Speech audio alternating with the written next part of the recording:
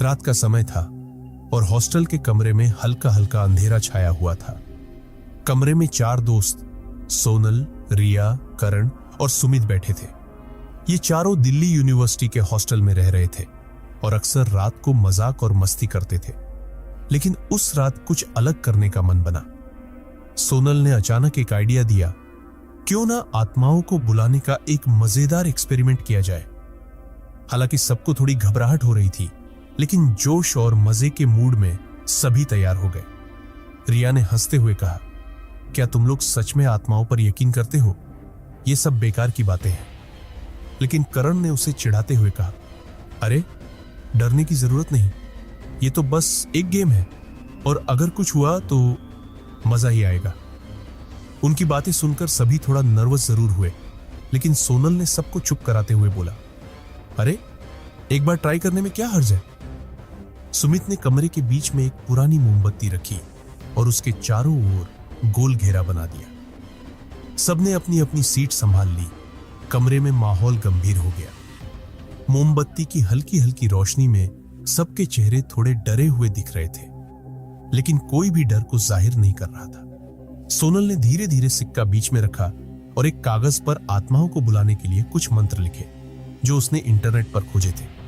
वो जानती थी कि यह सिर्फ मजाक है, लेकिन मन में कहीं एक अजीब सी उत्सुकता और घबराहट भी थी। सबने धीरे धीरे मंत्र पढ़ना शुरू किया।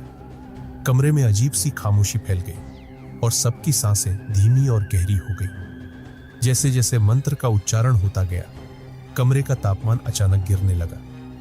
करण ने हंसते हुए कहा, क्या किसी ने एसी ऑन कर दिया है? लेकिन उसकी आवाज में भी हल्की सी घबराहट थी।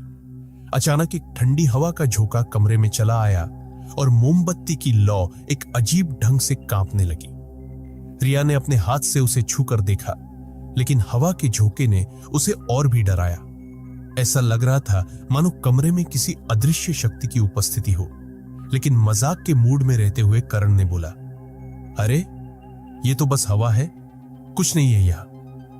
उन्हें ऐसा महसूस हो रहा था जैसे सच में किसी को बुला लिया है। सोनल की धड़कनें बढ़ गई थी, लेकिन उसने खुद को शांत रखने की कोशिश की।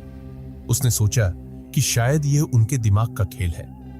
तभी सबको हल्की सी कानों में फुसफुसाहट सुनाई देने लगी, मानो कोई धीरे धीरे उनसे बात कर रहा हो। और तभी कमरे की खिड़की से एक जोरदार आवाज आई, मानो किसी ने खिड़की पर अपने नाखून घिसे हो। अब सभी दोस्त गंभीर हो गए थे, क्योंकि मजाक मजाक में शुरू हुआ ये गेम अब हकीकत में डरावना लगने लगा था।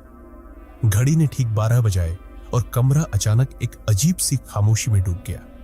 चारों दोस्त सोनल, रिया, करण और सुमित मोमबत्ती की मंद रोशनी में घिरे बैठे थे। मोमबत्ती का हल्का सा प्रकाश उनकी डरी हुई आंखों में झलक रहा था, लेकिन फिर भी कोई अपने डर को जाहिर नहीं कर रहा था। कमरे के बाहर की हल्की हल्की हवा की आवाज अब किसी बड़े तूफान का आभास दे रही थी। रिया ने हल्की आवाज में कहा, शायद हमें इसे यही रोक देना चाहिए, कुछ ठीक नहीं लग रहा। सोनल ने उसकी बात को मजाक में टालते हुए कहा, अरे अभी तो शुरुआत है, डरने का कोई कारण नहीं है, यह सब बस हमारे दिमाग का खेल है। लेकिन मन ही मन सोनल भी थोड़ी घबराई हुई थी। कमरे का तापमान तेजी से गिरने लगा था, जिससे सबके हाथ पैर सुन्न होने लगे थे। करण, जो हमेशा सबसे निडर बनता था, अब थोड़ी बेचैनी महसूस कर रहा था। उसने बात को हल्का करने के लिए कहा, शायद ये पुरानी बिल्डिंग में हवा का असर है, डरने की कोई बात नहीं है। लेकिन उसकी बात पूरी होते ही एक ठंडी हवा का झोंका कमरे के अंदर आ गया, जिससे मोमबत्ती की लौ अचानक से हिलने लगी और कमरा और भी डरावना लगने लगा। सबके दिल की धड़कनें तेज हो चुकी थी, लेकिन कोई अपनी जगह से हिल नहीं रहा था। सुमित ने अचानक महसूस किया कि उसकी पीठ के पीछे जैसे कोई अदृश्य परछाई थी, जिसने धीरे धीरे उसके कंधे पर हाथ रखा हो। उसने झटके से पलट कर देखा, लेकिन पीछे कुछ नहीं था। सबने उसकी इस हरकत को देखा और करण ने मजाक में कहा, अरे भूत नहीं है यहां, बस तुम्हारी कल्पना है। लेकिन सुमित के चेहरे की हवाइयां उड़ी हुई थी और उसकी आंखों में एक अजीब सा डर था। तभी एक हल्की सी आवाज कमरे के कोने से आई, जैसे किसी ने धीरे धीरे फुसफुसाते हुए कुछ कहा हो। वो आवाज सुनकर रिया ने अपनी जगह से हल्का सा पीछे हटने की कोशिश की, लेकिन डर से उसका शरीर ठिठक गया। उसे ऐसा लगने लगा जैसे वो कमरे में अकेली नहीं है, बल्कि कोई और भी है जो हर एक हरकत को गौर से देख रहा है। तभी कमरे की खिड़की अचानक से अपने आप खुल गई और तेज हवा का झोंका अंदर आया। खिड़की का कांच अजीब तरीके से कंपन कर रहा था, जैसे किसी अदृश्य शक्ति ने उसे जबरदस्ती खोलने की कोशिश की हो। कमरे में अजीब सी ठंडक और बदबू फैल गई थी, मानो किसी अनजाने व्यक्ति की मौजूदगी हो। अब चारों दोस्तों को यकीन होने लगा था कि उन्होंने किसी ऐसी शक्ति को जगा दिया है जो उनसे नाराज है। सोनल ने धीरे से कहा, शायद हमें माफी मांग लेनी चाहिए और इस खेल को यही खत्म कर देना चाहिए। लेकिन करण ने उसे टोकते हुए कहा, यह सब बकवास है, डरने की कोई बात नहीं, हम खुद को बस अननेसेसरी डरा रहे हैं। लेकिन उसकी आवाज में भी डर की एक हल्की झलक थी। चारों दोस्तों को अब समझ आ चुका था कि यह कोई मामूली घटना नहीं है। अंधेरा, ठंडक और वो अदृश्य शक्ति, ये सब उनके हौसले को बुरी तरह तोड़ रहे थे। उन्होंने सिर्फ मस्ती के लिए शुरू किया था, लेकिन अब इस खेल ने उन्हें एक ऐसे मोड़ पर लाकर खड़ा कर दिया था जहां से पीछे हटना आसान नहीं था। कमरे में अब अजीब सी खामोशी और डरावनी सिहरन छाई हुई थी। चारों दोस्त सोनल, रिया, करण और सुमित ठिठके हुए अपनी अपनी जगह पर बैठे थे। उनकी सांसें तेज हो चुकी थीं और दिल की धड़कनें बढ़ती जा रही थी। मोमबत्ती की हल्की हल्की कांपती लौ जैसे कमरे की दीवारों पर नाच रही थी, जो उनके डर को और भी बढ़ा रही थी। सबकी नजरें उस लौ पर टिकी थीं और उनके मन में एक ही सवाल था, क्या वाकई कोई अदृश्य शक्ति उनके आसपास है? सोनल ने धीरे से अपनी आंखें खोली और कमरे का जायजा लेने लगी। उसकी नजर एक कोने में जाकर ठहर गई, जहां उसे एक हल्की सी परछाई नजर आई। परछाई का आकार धीरे धीरे इंसानी रूप लेने लगा और वो धीरे धीरे सोनल की ओर बढ़ने लगी। उसे लगा कि शायद ये उसकी कल्पना है, लेकिन अगले ही पल उसने देखा कि वो परछाई वाकई मौजूद थी। उसके शरीर में ठंडक की एक लहर दौड़ गई और उसके होठों से एक हल्की चीख निकल गई। रिया ने सोनल की आंखों में डर देखा और घबराते हुए पूछा, सोनल, क्या हुआ? तुम इतनी डरी हुई क्यों लग रही हो? सोनल ने कांपते हुए कहा, तुम लोग नहीं देख रहे? वो परछाई, वहां कोने में कोई खड़ा है। रिया और बाकी दोस्तों ने उसकी बात को पहले तो मजाक में लिया, लेकिन जैसे ही सबने उस कोने की ओर देखा, उनके चेहरे का रंग उड़ गया। परछाई अब धीरे धीरे और भी स्पष्ट होने लगी थी। ऐसा लग रहा था जैसे कोई अदृश्य शक्ति उस परछाई को अपने साथ खींच रही है। रिया ने तुरंत अपनी आंखें बंद कर ली और किसी मंत्र का उच्चारण करने लगी, मानो वो शक्ति को दूर भगाने की कोशिश कर रही हो। करण ने घबराहट में कहा, यह सब शायद हमारे दिमाग का खेल है, कोई भूत वूत नहीं होते। लेकिन उसके स्वर में खुद असमंजस और डर साफ झलक रहा था। सुमित ने अपने हाथ से खिड़की की ओर इशारा किया और कहा, क्या तुम्हें भी खिड़की के पास से किसी के कदमों की आवाज आ रही है? कमरे में सबके बीच एक अजीब सा सन्नाटा छा गया। तभी एक अजीब सी फुसफुसाहट ने कमरे की खामोशी को तोड़ दिया। वो आवाज इतनी धीमी और डरावनी थी कि सबके रोंगटे खड़े हो गए। ऐसा लग रहा था जैसे कोई उनके बहुत करीब आकर कुछ कहने की कोशिश कर रहा हो। अब चारों दोस्तों का साहस पूरी तरह जवाब दे चुका था। सोनल ने घबराते हुए कहा, हमें माफी मांग लेनी चाहिए, शायद हमने आत्माओं से खेलकर कोई गलती की है। लेकिन करण ने उसकी बात काटते हुए कहा, यह सब बकवास है, हम बस खुद को डरा रहे हैं। पर उसकी आवाज में भी डर साफ था और वो खुद को संभालने की कोशिश कर रहा था। अचानक खिड़की पर किसी ने जोर से नाखून घिसने की आवाज निकाली। वो आवाज इतनी डरावनी थी कि सबकी चीख निकल गई। ऐसा लगा जैसे किसी ने खिड़की पर अपने लंबे लंबे नाखूनों से जोरदार खरोंचे मारना शुरू कर दिया हो। सोनल की हिम्मत जवाब दे चुकी थी और उसने तुरंत अपने दोस्तों से कहा, हमें यहां से भाग जाना चाहिए, ये कोई खेल नहीं है। उन सभी को लगने लगा था कि इस कमरे में उनकी उपस्थिति एक गलती थी। वो सिर्फ मस्ती के लिए यहां बैठे थे, लेकिन अब हर किसी के मन में एक ही सवाल था, क्या वो सही सलामत यहां से निकल पाएंगे? कमरे में अब डर का माहौल पूरी तरह हावी हो चुका था। चारों दोस्त सोनल, रिया, करण और सुमित घबराए हुए अपनी अपनी जगह पर बैठे थे, पर उनकी नजरें अब बार बार कमरे के चारों ओर घूमने लगी थी। उन्हें ऐसा महसूस हो रहा था कि जैसे कोई अदृश्य शक्ति लगातार उन्हें घूर रही हो। हर आवाज, हर हलचल उन्हें डर और बेचैनी से भर दे रही थी। मोमबत्ती की कांपती लौ भी अब बुझने के कगार पर थी और उसकी हल्की हल्की रोशनी में हर चीज और भी रहस्यमयी लगने लगी थी। तभी कमरे में हल्की हल्की फुसफुसाहटें फिर से सुनाई देने लगी, जो किसी अनजानी भाषा में थी। ऐसा लग रहा था कि कोई अदृश्य शक्ति उनसे बात करने की कोशिश कर रही हो। सोनल ने अपने हाथों को कसकर पकड़ लिया और घबराते हुए कहा, हमें सच में कुछ गड़बड़ हो रही है। हमें माफी मांगनी चाहिए और ये खेल बंद कर देना चाहिए। उसकी आवाज में घबराहट और बेबसी साफ झलक रही थी और रिया ने भी सिर हिलाकर उसकी बात का समर्थन किया। लेकिन करण, जो अब तक खुद को बहादुर दिखाने की कोशिश कर रहा था, उसने कहा, क्या तुम सब पागल हो गए हो? भूत प्रेत जैसी कोई चीज नहीं होती, यह सब हमारी कल्पना है। पर उसके चेहरे की बेचैनी और कांपती हुई आवाज उसके शब्दों को झूठा साबित कर रही थी। उसकी नजरें बार बार कमरे के कोनों की ओर जा रही थी, मानो किसी छिपी हुई चीज की तलाश कर रही हो। सुमित, जो सबसे शांत और गंभीर रहता था, अब पूरी तरह डर के काबू में आ चुका था। उसने एक अजीब सी बात नोटिस की। उसकी कलाई पर अचानक लाल निशान उभर आए थे, जैसे किसी ने उसे जोर से पकड़ रखा हो। उसने घबराते हुए अपनी कलाई सबको दिखाई और कहा, मुझे नहीं पता ये कैसे हुआ, लेकिन ये बिल्कुल सही नहीं है। हमें यहां से जाना चाहिए। उसकी ये बात सुनते ही बाकी दोस्तों की हालत और खराब हो गई। उन्हें लगने लगा कि इस कमरे में उनका ठहरना अब सुरक्षित नहीं है। तभी कमरे की दीवार पर एक साया अचानक दिखाई दिया, जो किसी इंसानी आकार का था। वो साया धीरे धीरे दीवार पर चलता हुआ उनकी तरफ बढ़ने लगा। सबकी सांसें थम गईं और उनके दिल की धड़कनें जैसे रुक सी गई।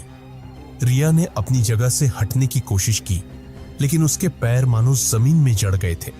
उसने अपने हाथों से अपना चेहरा ढक लिया और जोर से चिल्लाई, हमें जाने दो, प्लीज हमें जाने दो। सोनल ने भी डर के मारे माफी मांगना शुरू कर दिया। अगर हमने कोई गलती की है तो माफ कर दो, हमसे गलती हो गई, हम ये खेल नहीं खेलना चाहते। उसकी आवाज में पस्त और हताशा का मेल साफ सुनाई दे रहा था। कमरे में एक अजीब सा सन्नाटा फिर से छा गया, जैसे किसी ने उनकी प्रार्थना सुन ली हो। लेकिन तभी एक जोरदार धमाका हुआ। खिड़की का शीशा टूट गया और बाहर से तेज हवा का झोंका कमरे में घुस गया।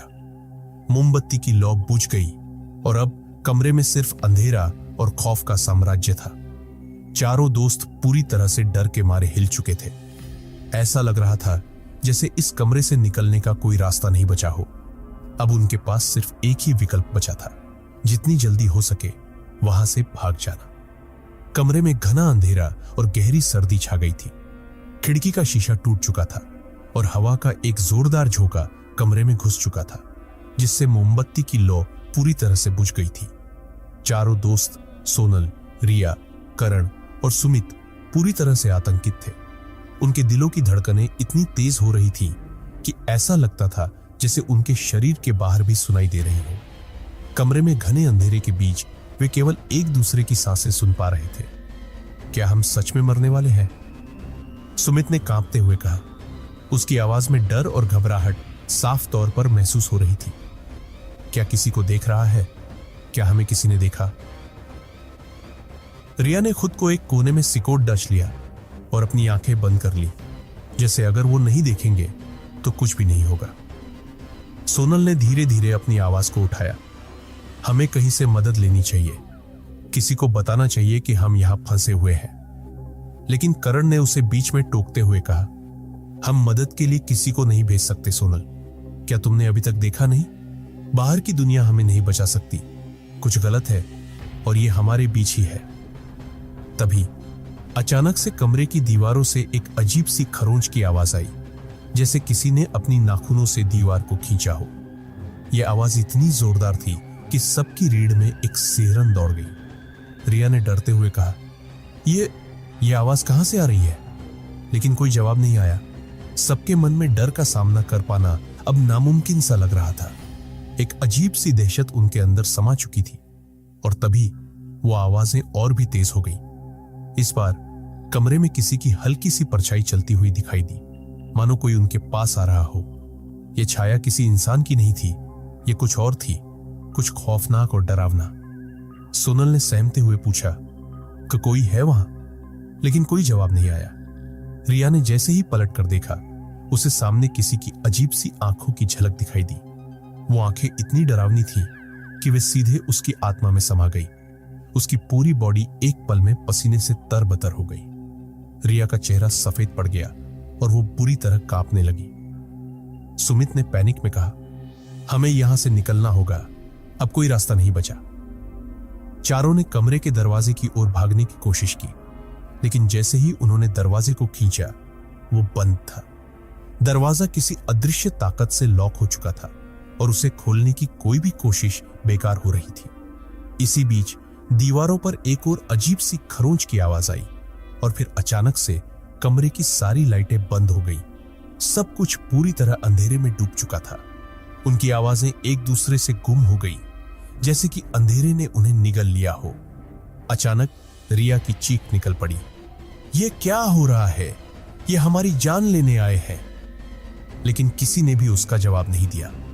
कमरे के अंदर हल्की सी फुसफुसाहटें फिर से सुनाई दी और उस फुसफुसाहट में एक शब्द बार बार सुनाई दे रहा था, मौत।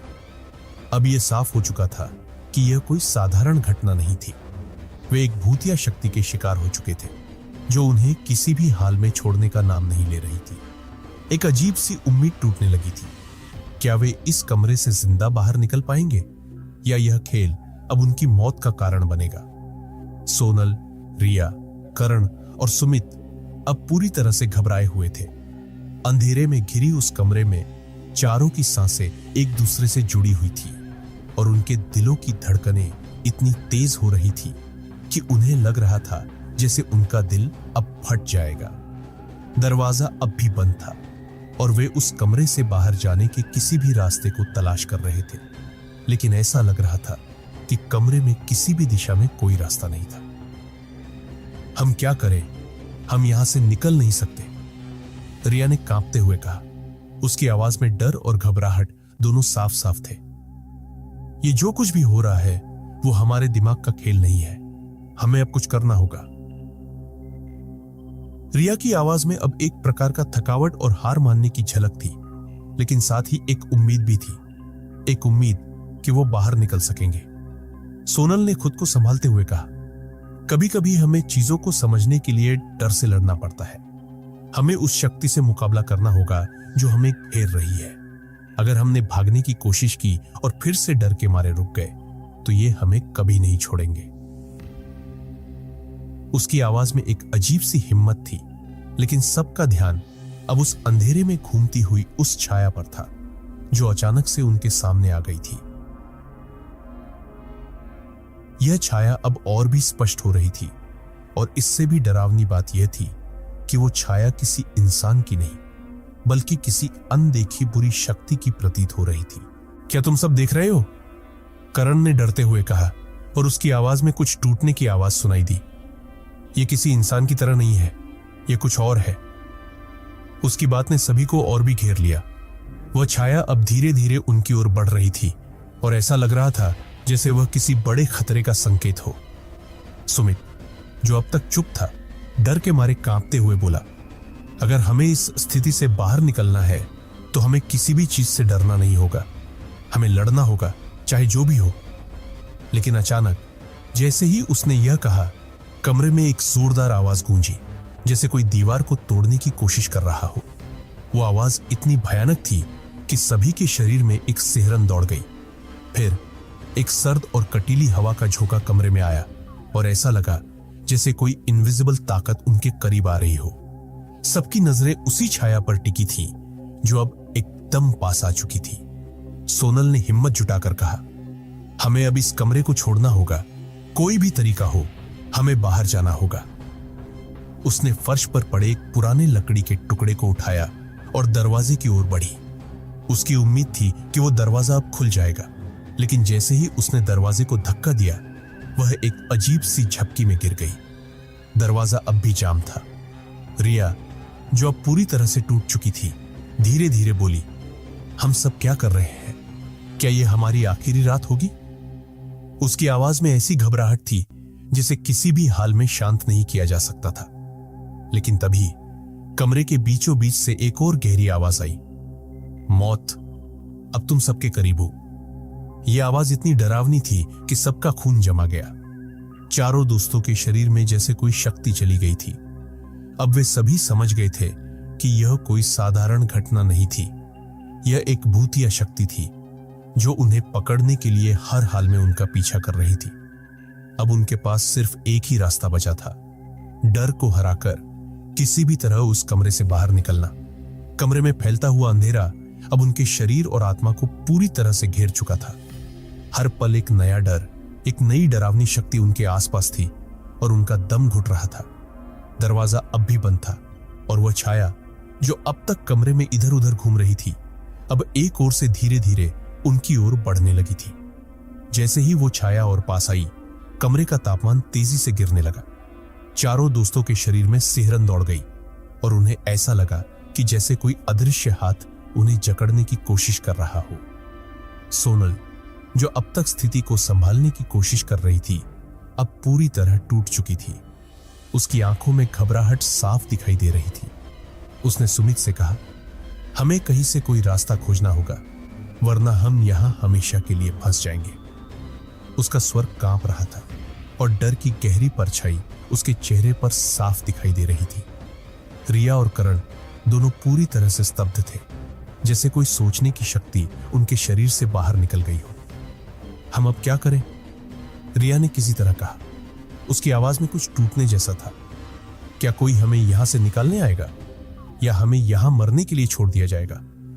उसकी सवालों ने बाकी सभी के अंदर और भी डर भर दिया था।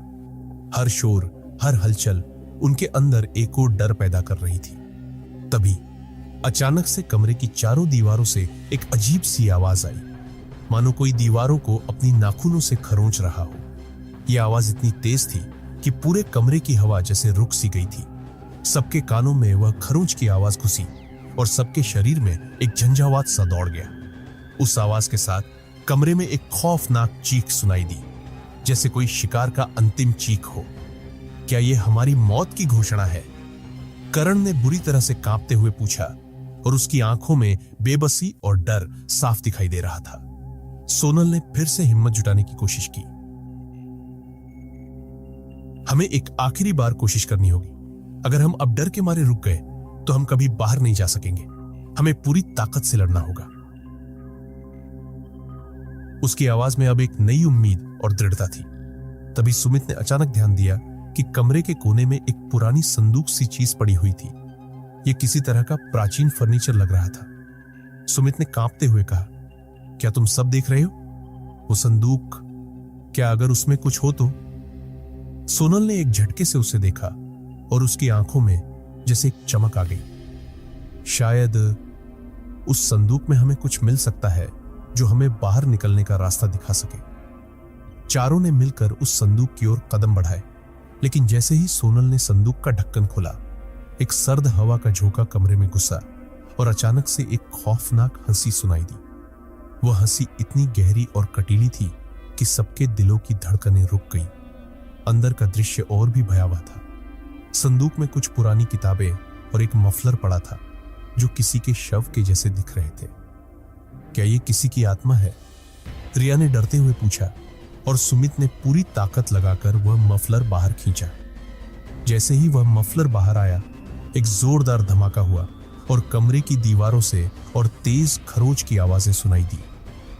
अब सबको यह महसूस हो रहा था कि वे कुछ बहुत बड़ी शक्ति के साथ खेल रहे थे और शायद यह अब उनका सबसे बड़ा खतरा बनने वाला था। इस खौफनाक हंसी के बाद एक और जोरदार आवाज आई, अब तुम सभी मेरे साथ रहोगे। चारों के दिलों में अब और भी डर समा गया था और उन्होंने समझ लिया था कि वे अब उस शक्ति से बचने के लिए लड़ाई नहीं, बल्कि अपनी जान बचाने के लिए संघर्ष कर रहे थे। सोनल, रिया, करण और सुमित अब पूरी तरह से टूट चुके थे। उनके चेहरे पसीने से सने थे और आंखों में वह डर था जो सिर्फ मौत के सामने खड़े व्यक्ति में ही दिखाई देता है। कमरे में फैलती हुई सर्दी, दीवारों से आती हुई खरोंच की आवाज और अब तक के अनुभव ने उनकी उम्मीद को पूरी तरह से तोड़ दिया था। वे जानते थे कि अब कुछ भी सामान्य नहीं था। यह सब कुछ उस छाया के कारण हो रहा था जो हर पल उन्हें अपने घेरे में महसूस करा रही थी। संदूक से बाहर निकलने वाली उस सर्द हवा ने जैसे उनके अंदर किसी घातक शक्ति को जगा दिया था। वह हंसी जो कमरे में गूंज रही थी अब भी उनकी खोपड़ी में गूंज रही थी। अब तुम मेरे साथ रहोगे, वह शब्द बार बार उनके कानों में गूंज रहे थे। यह आवाज अब उनका पीछा नहीं छोड़ रही थी। जैसे ही सोनल ने वो मफलर बाहर खींचा, एक अजीब सी सिहरन उनके शरीर में दौड़ गई। कमरे का माहौल और भी घना हो गया था और हर कोई यह महसूस कर रहा था कि कमरे की दीवारें उन्हें और घेर रही थी। क्या किया हमने? रिया ने कांपते हुए कहा। उसकी आवाज में घबराहट और शोक की मिलीजुली भावना थी। अब हम बाहर कैसे निकलेंगे? सोनल ने गहरी सांस ली और अपने अंदर की ताकत को जागृत करते हुए कहा, हमें लड़ना होगा, हमें डर को चुनौती देनी होगी। अगर हम अब डर के मारे भागे तो वह हमें कभी नहीं छोड़ेंगे। हमें इस जगह को अपने तरीके से नियंत्रित करना होगा। उसकी आवाज में एक दृढ़ निश्चय था, लेकिन सभी जानते थे कि यह फैसला लेना इतना आसान नहीं था। तभी कमरे में अचानक एक अजीब सी चुप्पी हो गई, जैसे सभी आवाजें रुक गई हों, जैसे उस अंधेरे ने खुद को पूरी तरह से कमरे में समा लिया हो। हर कोई अपनी जगह खड़ा था और वे सब उस छाया को महसूस कर रहे थे जो अब उनके आसपास मंडरा रही थी। इस घबराहट और खौफ के बीच करण ने अचानक से कहा, अगर हम इस कमरे से बाहर नहीं निकल सकते तो हम उसे खत्म कैसे करेंगे? उसकी आवाज में अब हताशा थी, जैसे उसने अब तक के सभी प्रयासों को नाकाम होते देखा हो। हम उसे हराकर ही बाहर निकल सकते हैं, सोनल ने दृढ़ आवाज में कहा। हम इसके सामने नहीं झुकेंगे। हमें इसे हराने के लिए इसे समझना होगा। यह केवल एक आत्मा नहीं है, यह एक भूतिया शक्ति है जो हमें कमजोर समझ रही है। सुमित ने अचानक से कमरे के कोने की ओर इशारा करते हुए कहा, देखो वहां कुछ है। सबकी नजरें उस दिशा में घुसी और जैसे ही वे वहां देखने लगे, उन्हें एक हल्की सी परछाई दिखाई दी जो धीरे धीरे दीवार में समा रही थी। परछाई के गायब होने से पहले वे सभी यह महसूस कर रहे थे कि उस छाया के भीतर कुछ घातक था, एक शक्ति जो उन्हें हर पल निगलने के लिए तैयार थी। सोनल ने फिर से उस दिशा में कदम बढ़ाए। हमें इस पर ध्यान केंद्रित करना होगा। कुछ भी हो, हमें इसका सामना करना ही होगा। अब वो जानते थे कि यदि इस पर ध्यान नहीं दिया तो वे कभी बाहर नहीं निकल पाएंगे। जैसे ही सोनल उस परछाई के पास पहुंची, अचानक एक तेज खड़खड़ाहट हुई, जैसे कोई दीवार को तोड़ने की कोशिश कर रहा हो। क्या यह छाया हमें अंदर खींचने की कोशिश कर रही है? रिया ने सहमते हुए पूछा। उसकी आवाज में अब पूरी तरह से डर था और वह कुछ और बोलने की हिम्मत नहीं कर पा रही थी। अगर हम इस छाया से लड़ने में असफल हो गए तो हम कभी इस जगह से बाहर नहीं निकल पाएंगे। यह हमारी आत्माओं को अपने कब्जे में ले लेगी। सोनल ने एक गहरी सांस ली और खुद को शांत किया। हमें उस शक्ति से जूझना होगा जो इसे नियंत्रित कर रही है। उन्हें अब यह समझ में आ चुका था कि यह छाया केवल एक आत्मा नहीं थी, यह एक अदृश्य ताकत थी जो उनके डर का शिकार करने के लिए तैयार थी, और अगर उन्होंने इसका सामना न किया तो यह उन्हें कभी भी नहीं छोड़ेगी। चारों दोस्तों की हालत अब बेहद खस्ता हो चुकी थी। दरवाजे की खटखट, दीवारों से आती खरोंच की आवाज और अब छाया का लगातार उनका पीछा करना, सभी ने उन्हें उस खौफनाक सच्चाई का सामना करने पर मजबूर कर दिया था। उनके शरीर की ताकत जैसे धीरे धीरे खत्म हो रही थी और अंदर का डर हर पल उन्हें कमजोर करता जा रहा था। लेकिन सोनल ने अपनी आंतरिक शक्ति को जागृत किया और अपने दोस्तों से कहा, हमें डर को खत्म करना होगा, नहीं तो यह हमें जिंदा खा जाएगा। तभी अचानक से कमरे की हवा का रुख बदलने लगा, जैसे कुछ खौफनाक शक्ति धीरे धीरे अपना आकार ले रही हो। चारों दोस्तों की सांसें तेज हो गई और उनके अंदर से यह ख्याल आ रहा था कि वे अब किसी ऐसी शक्ति के सामने खड़े हैं जो इंसानियत से परे है। कमरे का माहौल अब और घना हो गया था, जैसे अंधेरे ने पूरी तरह से इस जगह पर कब्जा कर लिया हो। सोनल ने अपना ध्यान केंद्रित करते हुए कहा, हमें उस छाया से न केवल डरने की जरूरत है, बल्कि इसे खत्म करने का तरीका भी ढूंढना होगा। उसकी आंखों में अब एक ऐसी चमक थी जैसे वह किसी गहरे रहस्य को समझने के करीब आ रही हो। रिया और करण दोनों ने उसकी बात मानी और चुपचाप उसकी दिशा में देखने लगे। सुमित ने धीरे से कहा, यह सब सिर्फ एक बुरा सपना तो नहीं है? क्योंकि अगर यह सच है तो हम कहां जाएंगे? सोनल ने उसे नजरें गड़ाते हुए कहा, यह सपना नहीं है सुमित, यह हमारी हकीकत है और हमें इससे लड़ना होगा। वह अब कमरे के एक कोने की ओर बढ़ी, जहां उस छाया का एहसास और मजबूत हो रहा था। उसकी नजरें उस ओर थीं और उसके हाथ में वह पुराना मफलर था जिसे उन्होंने पहले संदूक से बाहर निकाला था। वह जानते थे कि यह मफलर किसी घातक चीज से जुड़ा हुआ था और तभी सोनल ने महसूस किया कि इस मफलर में कुछ गहरी ऊर्जा है, एक ऊर्जा जो उस छाया से जुड़ी हुई थी। यह मफलर सिर्फ एक सामान्य वस्तु नहीं है, सोनल ने कहा, यह उस आत्मा की शक्तियों को कैद करने की एक कुंजी हो सकती है। उसकी बात में अब एक नई उम्मीद थी, लेकिन साथ ही यह भी कि उन्होंने जो कदम उठाया वह उनका अंतिम कदम हो सकता था। सोनल ने मफलर को उठाते हुए कहा, हमें इस शक्ति से जूझने के लिए इसे नियंत्रित करना होगा। अगर हम इसे सही तरीके से इस्तेमाल करते हैं तो यह हमें बाहर निकलने का रास्ता दिखा सकता है। उसने मफलर को पूरी ताकत से कमरे के बीचों बीच लहराया। जैसे ही मफलर हिला, कमरे की हवा में एक और परिवर्तन आया और अचानक से वह छाया धीरे धीरे उनके सामने आ गई। तुम मुझे पकड़ नहीं सकते, वह छाया गहरी आवाज में बोली और कमरे का तापमान और भी गिरने लगा। कमरे के कोने कोने में एक ठंडक फैलने लगी, जैसे बर्फ की एक परत हर जगह जम रही हो। उस समय हर किसी को यह महसूस हो रहा था कि वे किसी खौफनाक और अप्राकृतिक ताकत के सामने खड़े हैं जो उन्हें कभी नहीं छोड़ेगी। सोनल ने मफलर को और कड़ा किया और कहा, तुम्हारी शक्ति हमें काबू में नहीं कर सकती, अब हम तुम्हारा सामना करेंगे। उसकी आवाज में अब पहले से ज्यादा विश्वास था। उसने जैसे ही मफलर को और कसकर लहराया, कमरे के भीतर एक गहरी दहाड़ गूंजी और अंधेरा और घना हो गया। अब तुम इसे महसूस कर रहे हो? सोनल ने कहा, यह सब अब खत्म होगा।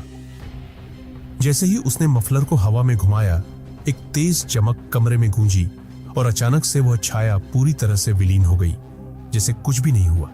लेकिन उस पल चारों के दिलों में यह एहसास था कि उनका डर कहीं ना कहीं अभी भी उनके अंदर जिंदा था और वे इस ताकत से पूरी तरह से मुक्त नहीं हो पाए थे। जैसे ही छाया विलीन हुई, कमरे में एक अजीब सी चुप्पी छा गई। चारों दोस्तों ने धीरे धीरे अपने शरीर को आराम दिया, लेकिन उनके अंदर का डर अब भी पूरी तरह से खत्म नहीं हुआ था। उन सभी ने महसूस किया कि कुछ बहुत गहरी और भयावह चीज अभी भी उनके चारों ओर मौजूद थी, भले ही वह अब दिखाई न दे रही हो। उस अंधेरे में जहां वे अब भी अपने कदमों को ध्यान से रख रहे थे, उन्होंने सोचा कि क्या सचमुच वे छाया को हरा पाए थे या यह केवल एक और धोखा था जो उन्हें फिर से भ्रमित करने के लिए किया गया था। सोनल, जो अब तक पूरी तरह से ठान चुकी थी कि उसे इस बुराई का सामना करना है, उसने गहरी सांस ली और कहा, हमने आज जो किया वह कोई साधारण बात नहीं है। यह छाया हमारे डर को खिलाती थी, हमारी कमजोरियों का फायदा उठाती थी, लेकिन हमें यह समझना होगा कि यह हमारे अंदर की शक्ति से हार गई है। उसकी आवाज में अब एक संतुलित और ठहरी हुई स्थिति थी, लेकिन वह भी जानती थी कि उनकी लड़ाई खत्म नहीं हुई थी। रिया ने कांपते हुए पूछा, तो क्या अब हम सुरक्षित हैं? क्या हमने इसे हमेशा के लिए हरा दिया? उसकी आवाज में एक अंतर्निहित घबराहट थी, जैसे वह अब भी डर रही हो कि कहीं वह सब कुछ फिर से पलट न जाए। हम पूरी तरह से सुरक्षित नहीं हैं, सोनल ने कहा। यह सब अभी भी हमारे आसपास हो सकता है। यह छाया कोई साधारण आत्मा नहीं थी, यह एक शापित ताकत थी जिसे हमारे डर से शक्ति मिलती थी, और कभी कभी ऐसी शक्तियां उस डर का पीछा करती रहती है जो उन्हें छोड़ने के लिए तैयार नहीं होता। सुमित ने घबराते हुए कहा, तो हमें क्या करना होगा? क्या हम फिर से इस भूतिया ताकत का सामना करने के लिए तैयार हैं? सोनल ने उसे शांत करते हुए कहा, नहीं, हमें डरने की जरूरत नहीं है। हम अब जानते हैं कि क्या करना है।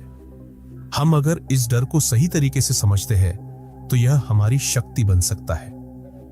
उसकी बातों में अब पूरी तरह से दृढ़ता थी।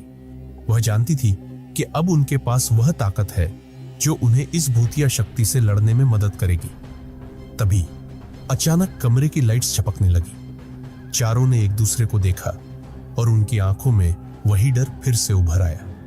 लेकिन इस बार वे डर नहीं रहे थे, बल्कि उनका ध्यान पूरी तरह से उस शक्ति पर केंद्रित हो गया था जो उनके सामने आ सकती थी।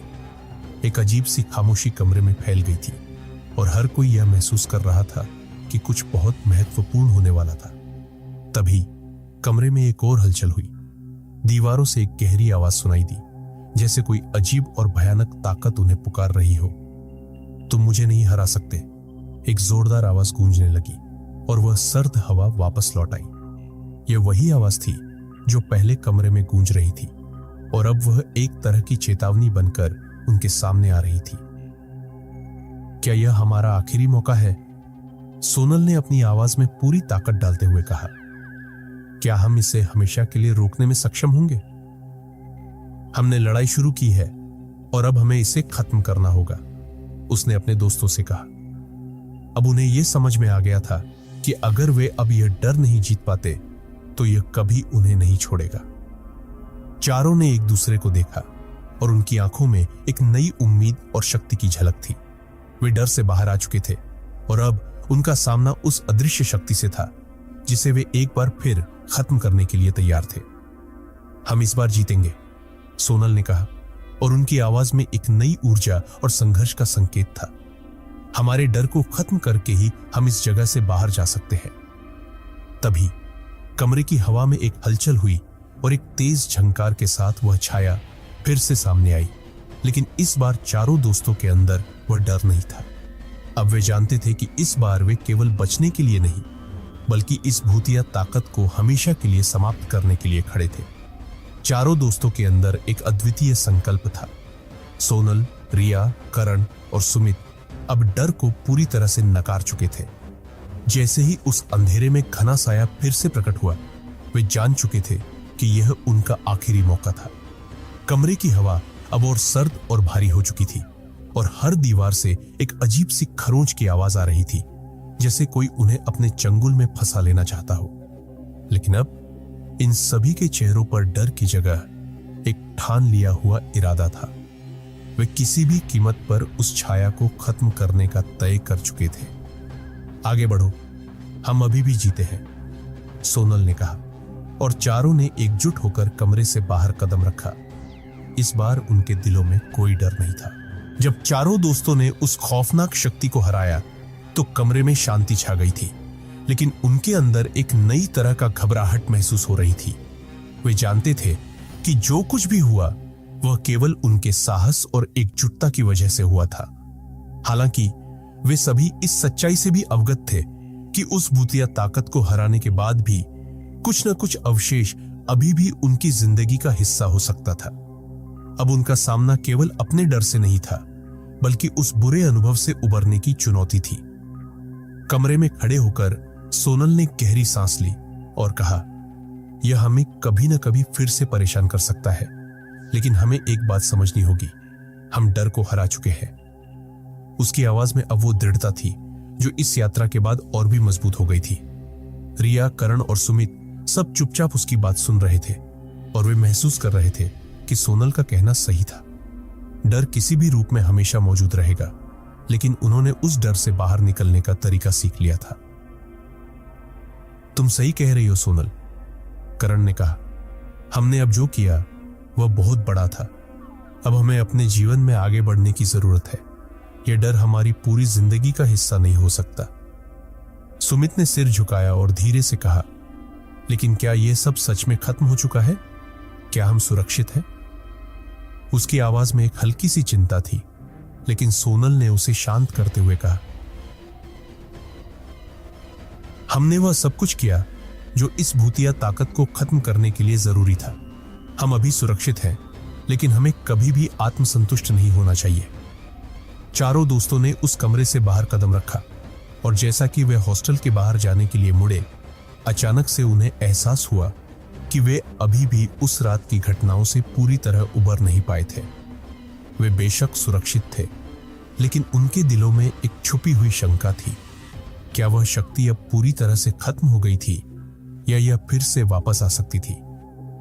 हमने इसे जीत लिया है, लेकिन क्या हमें फिर कभी यहां लौटने की जरूरत पड़ेगी? रिया ने चिंता से पूछा। उसकी बात ने सभी को झकझोर दिया, लेकिन सोनल ने उसे आश्वासन देते हुए कहा, इस बार वह हमें फिर से नहीं पा सकेगी। हम तैयार हैं और हमारी ताकत अब पहले से कहीं ज्यादा है।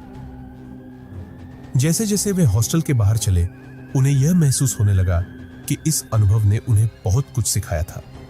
डर के सामने खड़े होकर उन्होंने सिर्फ एक बुराई को हराया था, बल्कि अपनी असल ताकत को भी पहचान लिया था। वे अब किसी भी मुश्किल का सामना करने के लिए तैयार थे, क्योंकि उन्होंने यह साबित कर दिया था कि जब इंसान अपने डर से लड़ता है तो वह न केवल बाहरी ताकतों को बल्कि अपनी आंतरिक कमजोरियों को भी हराता है। अंत में सोनल ने अपने दोस्तों को देखा और कहा, हमने यह सब एक साथ किया। हम जितना डरते हैं उतना ही हम उसे हराने के लिए मजबूत होते हैं। आज हम नहीं डरेंगे और न ही कभी डरेंगे। उसकी बात में अब एक नया उत्साह था और चारों दोस्तों के चेहरे पर आत्मविश्वास और शांति का संकेत था। वे अब वह लोग नहीं थे जो कभी डर से भागते थे। वे उस डर को हरा चुके थे और अब वे जिंदगी को एक नए दृष्टिकोण से देख रहे थे। लेकिन जैसे ही वे हॉस्टल से बाहर निकले, उन्हें वह अजीब सा एहसास हुआ कि इस डर से लड़ाई सिर्फ एक शुरुआत थी। अभी बहुत कुछ बाकी था और वे जानते थे कि दुनिया में कहीं और कहीं ना कहीं इस तरह की शक्तियां अभी भी मौजूद थी। लेकिन अब वे डर से नहीं, बल्कि उस डर से निकलने की ताकत के साथ उसका सामना करने के लिए तैयार थे। 1 महीने बीत चुका था और सोनल, रिया, करण और सुमित ने सोचा था कि वे अब पूरी तरह से सुरक्षित हैं। हॉस्टल की उस खौफनाक रात के बाद उनकी जिंदगी एक नए मोड़ पर थी। हालांकि उन चारों ने एक दूसरे से वादा किया था कि वे डर के सामने कभी झुके नहीं देंगे। वे सभी जानते थे कि कुछ तो ऐसा था जो अब भी उन्हें परेशान कर रहा था। ऐसा लग रहा था जैसे कुछ अधूरा रह गया हो, जैसे वो अंधेरा पीछे छोड़ आया हो जो कभी भी वापस आ सकता था। लेकिन फिर भी हर दिन एक उम्मीद के साथ वे अपनी जिंदगी में आगे बढ़ने की कोशिश कर रहे थे। तभी एक शाम जब सोनल अपने कमरे में अकेले बैठी थी, उसने खिड़की के बाहर कुछ हलचल महसूस की। उसे लगा कि वह बस किसी और की छाया हो सकती है, लेकिन उसका दिल कुछ और ही कह रहा था। वह डर को नकारने की पूरी कोशिश कर रही थी, लेकिन भीतर से एक अजीब सी घबराहट उभर रही थी। अचानक उसके कमरे की लाइट्स फिर से झपकने लगी और कमरे में एक सर्द हवा चली आई, जैसे कोई पुराना भूत वहां वापस लौट आया हो। क्या यह वही छाया है? सोनल ने अपने आप से पूछा। उसके मन में एक सिहरन दौड़ गई। उसने कमरे की रोशनी बंद कर दी और फिर से ध्यान से सुनी। अब उसने वह आवाज सुनी जो कभी उसे और उसके दोस्तों को डराती थी। एक धीमी, खौफनाक हंसी कमरे में गूंज रही थी। यह वही हंसी थी जिसे उसने पहले सुना था जब वे पहली बार उस छाया का सामना कर रहे थे। सोनल ने तुरंत अपने दोस्तों को कॉल किया। कुछ गलत है, मुझे लगता है कि वह वापस आ गया है। उसकी आवाज में डर और चिंता का मिलाजुला था। रिया, करण और सुमित सभी तुरंत उसके कमरे की ओर दौड़े। जब वे वहां पहुंचे तो वे भी उस सर्दी और अजीब खौफनाक माहौल को महसूस कर सकते थे। कमरे की दीवारों पर फिर से वह खरोंच की आवाजें सुनाई देने लगी और हवा में एक अदृश्य शक्ति की हलचल थी। हमने इसे खत्म कर दिया था, तो यह फिर से क्यों लौट रहा है? रिया ने घबराते हुए पूछा। उसके चेहरे पर वही डर था जो 1 महीने पहले उनके अंदर था, लेकिन सोनल ने उसे शांत करते हुए कहा, यह कभी खत्म नहीं हुआ था। यह केवल एक भ्रम था जो हमें सोचने पर मजबूर कर रहा था कि हमने जीत हासिल कर ली है। यह शक्ति अब हमसे बदला लेने आई है। अब उनका सामना उसी ताकत से था, लेकिन इस बार वे तैयार थे। अगर हम इसे फिर से हराना चाहते हैं तो हमें इसका पूरा कारण जानना होगा। क्यों और किस लिए यह हमारे पास लौटी है? सोनल ने कहा। सभी को अब यह समझ में आ चुका था कि वे केवल एक बार नहीं बल्कि कई बार इस शक्ति का सामना करने वाले थे। हमारा डर ही इसे ताकत देता है, करण ने कहा। हमें अपने डर को नकारना होगा, हमें एकजुट होकर इसे हराना होगा। सोनल ने सिर झुकाया और पूरी तरह से संकल्पित होकर कहा, इस बार हम इसे खत्म करेंगे, क्योंकि हम अब डर को नहीं बल्कि अपनी ताकत को पहचानते हैं।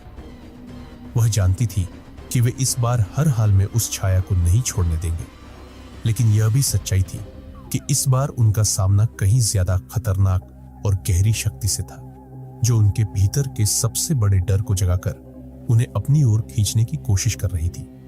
क्या यह उनका आखिरी संघर्ष होगा, या फिर उनका सबसे बड़ा डर उन्हें पूरी तरह से घेर लेगा? यही सवाल था जिसका जवाब सिर्फ समय ही दे सकता था। जैसे ही चारों दोस्तों ने एक बार फिर उस खौफनाक शक्ति का सामना किया, कमरे का माहौल और भी तनावपूर्ण हो गया था। दीवारों से खरोंच की आवाजें तेज हो गई और कमरे में अजीब सी ठंडी हवा का संचार था। इस बार कुछ अलग था। पहले की तरह डर नहीं था, बल्कि अब वे यह समझ चुके थे कि इस शक्ति के पीछे कुछ गहरे रहस्य छिपे हुए हैं। क्या अगर यह हमारी नहीं बल्कि हमारे डर की शक्ति है? सोनल ने गहरे सोचते हुए कहा। उसकी बात सभी को झकझोर गई।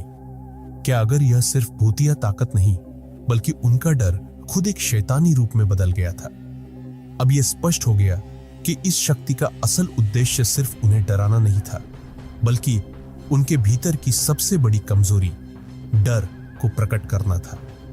रिया ने कांपते हुए कहा, अगर हम इसे अपने डर से जीतना चाहते हैं तो क्या हमें यह डर पूरी तरह से नष्ट करना होगा? अब वे जान चुके थे कि केवल एकजुट होकर और अपने भीतर के डर को नकार कर ही वे इस बार इस शक्ति को पूरी तरह हरा सकते थे।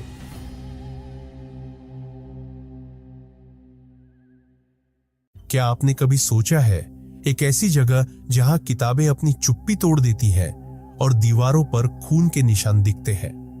दिल्ली यूनिवर्सिटी की एक लाइब्रेरी में ऐसा ही कुछ हो रहा है। पर क्या यह सिर्फ अफवाह है या यहां कुछ अजीब और खौफनाक सच भी छिपा हुआ है? जानने के लिए वीडियो को पूरा देखें, क्योंकि इस कहानी में आपको मिलेंगे डर, थ्रिल और सबसे बड़ी सस्पेंस की झलकियां। चलिए देखते हैं इस कहानी में आगे क्या क्या होता है। उससे पहले हमारे चैनल हॉरर पॉडकास्ट हिंदी को सब्सक्राइब कर दीजिए। हम आपको ऐसे ही सबसे बेहतरीन डर से भरी कहानियां लेके आएंगे, जो आपको पूरे YouTube पे कहीं पर भी सुनने को नहीं मिलेंगी। तो चलिए कहानी शुरू करते हैं। दिल्ली यूनिवर्सिटी का नाम सुनते ही दिमाग में एक समृद्ध इतिहास, ऊंचे शिक्षण स्तर और संस्कृति की विविधता का चित्र उभर आता है। पर इस यूनिवर्सिटी की इस पुरानी लाइब्रेरी के बारे में एक ऐसा पहलू है जिसे आमतौर पर चर्चा में नहीं लाया जाता। एक खौफनाक पहलू। यह कोई आम लाइब्रेरी नहीं है। इसके बारे में कई सालों से ऐसी रहस्यमयी कहानियां प्रचलित है जो हर सुनने वाले की रूह कंपा देती है। पुराने छात्रों और यहां काम करने वाले लोगों का कहना है कि यहां कुछ तो ऐसा है जो सामान्य नहीं है। मानो इस लाइब्रेरी के अंदर कुछ ऐसा छिपा है जो देखने में नहीं आता, पर महसूस किया जा सकता है। कहा जाता है कि इस लाइब्रेरी के अंदर कदम रखते ही एक अजीब सी ठंडक महसूस होती है, जैसे किसी ने यहाँ की हर चीज को छूकर अपनी बर्फीली छाप छोड़ दी हो। कई छात्रों का कहना है कि लाइब्रेरी में घुसते ही उनके रोंगटे खड़े हो जाते हैं और ऐसा लगता है जैसे उन पर कोई नजर रख रहा हो। कुछ लोग इसे बस एक आम खौफ मानते हैं, परंतु एक अजीब बात यह भी है कि इस लाइब्रेरी में जाने वाले कुछ लोगों के साथ ऐसी अजीब घटनाएं घटी है जिन्हें नजरअंदाज करना नामुमकिन है। एक ऐसी जगह जहां दिन भर छात्रों की आवाजाही होती है, वहीं रात के अंधेरे में ये लाइब्रेरी एकदम शांत हो जाती है। रात के समय यहाँ पर सन्नाटा होता है, पर इस सन्नाटे में भी कई लोगों ने कुछ अजीब आवाजें सुनी है। कुछ छात्रों का कहना है कि जब वे रात में पढ़ाई करने के लिए लाइब्रेरी में रुके तो उन्हें महसूस हुआ कि वे अकेले नहीं हैं। ऐसा लगता है जैसे कोई अदृश्य शक्ति उन्हें देख रही हो, उनके करीब ही खड़ी हो। क्या यह सिर्फ उनकी थकी हुई आंखों का भ्रम था, या फिर वास्तव में यहां कुछ छिपा हुआ है? इस लाइब्रेरी के कोने कोने में ऐसी कहानियां बसी हुई है जो सिर्फ किताबों में ही नहीं, दीवारों में भी छिपी हुई है। लाइब्रेरी के कर्मचारियों का भी कहना है कि उन्होंने कई बार अजीब चीजें महसूस की है। उन्होंने बताया कि कभी-कभी उन्हें महसूस होता है कि किताबें खुद से हिल रही है, मानो किसी अदृश्य शक्ति ने उन्हें छू दिया हो। और सिर्फ यही नहीं, कई बार तो ऐसा भी होता है कि एक किताब अपने आप शेल्फ से गिर जाती है और जब कोई उसे वापस रखता है तो कुछ ही देर बाद वह फिर से गिर जाती है। यह घटना कई बार हो चुकी है और इसका कोई स्पष्ट कारण नहीं मिल सका है। अब सवाल यह उठता है कि क्या यह सब केवल कहानियां हैं या फिर इस लाइब्रेरी में सच में कुछ अजीब और अनसुलझा छुपा हुआ है। शायद ये सिर्फ इंसानों की कल्पना का परिणाम है या फिर यहाँ का माहौल ही कुछ ऐसा है जो इस जगह को एक रहस्यमयी आभा देता है। लाइब्रेरी का पुराना ढांचा, दीवारों की दरारें और चारों ओर फैली धूल, इन सब का मिलाजुला असर एक ऐसे माहौल को पैदा करता है जो किसी को भी डरा सकता है। लेकिन क्या यह डर केवल वातावरण का परिणाम है या फिर इस डर के पीछे कोई अनदेखी ताकत भी है? दिल्ली यूनिवर्सिटी के बहुत से छात्र इस रहस्य को लेकर काफी उत्सुक हैं। कुछ इसे केवल एक मनगढ़ंत कहानी मानते हैं, जबकि कुछ इसे एक असली खतरा समझते हैं। लेकिन जो लोग यहाँ बार बार आते हैं, उनके मन में कहीं ना कहीं एक सवाल जरूर होता है, क्या इस लाइब्रेरी में सच में कोई छुपा हुआ राज है? और अगर है तो आखिर यह रहस्य क्या है? यह सवाल सिर्फ एक अफवाह नहीं है, बल्कि यह एक ऐसा राज है जो हर साल नए छात्रों को डराता है और हर बार इसके बारे में बात होने पर यह डर और भी गहरा हो जाता है। अब क्या आप इस रहस्य का हिस्सा बनने की हिम्मत रखते हैं? दिल्ली यूनिवर्सिटी की इस लाइब्रेरी की अजीब कहानियां सुनकर कई छात्र इसे सिर्फ अफवाह मानते हैं, लेकिन जो लोग इसे झूठ समझते हैं, अक्सर वो खुद एक बार यहाँ देर रात रुकने की गलती कर बैठते हैं। आज से कुछ साल पहले एक ऐसा ही किस्सा घटा एक छात्र के साथ, जिसे लाइब्रेरी की इस खौफनाक सच्चाई का पहली बार सामना करना पड़ा। उसने सोचा कि शायद ये सब बेतुकी बातें हैं, बस डराने के लिए बनाई गई कहानियां हैं। लेकिन उस रात उसे जो महसूस हुआ, उसने हमेशा के लिए उसका नजरिया बदल दिया। रात करीब 1 बजे का वक्त था और पूरी लाइब्रेरी सन्नाटे में डूबी हुई थी। उस समय लाइब्रेरी में एक अजीब सा सन्नाटा था, ऐसा सन्नाटा जिसे सुनकर ही रोंगटे खड़े हो जाए। उसने किताब में डूबे हुए अपने आसपास के माहौल पर ज्यादा ध्यान नहीं दिया, लेकिन कुछ ही देर बाद उसे अपने पास हल्की हल्की फुसफुसाहटें सुनाई देने लगी। पहले उसने सोचा कि शायद यह उसका वहम है या फिर बाहर की हवा की आवाज होगी, लेकिन जैसे जैसे समय बीतता गया, वो फुसफुसाहटें बढ़ती गईं, मानो कोई उसके बेहद करीब आकर उसके कानों में कुछ कह रहा हो। उसने जब चारों ओर देखा तो कोई नहीं था, पर मन के अंदर एक डर सा बैठने लगा था और उसे महसूस होने लगा कि वो वहां अकेला नहीं है।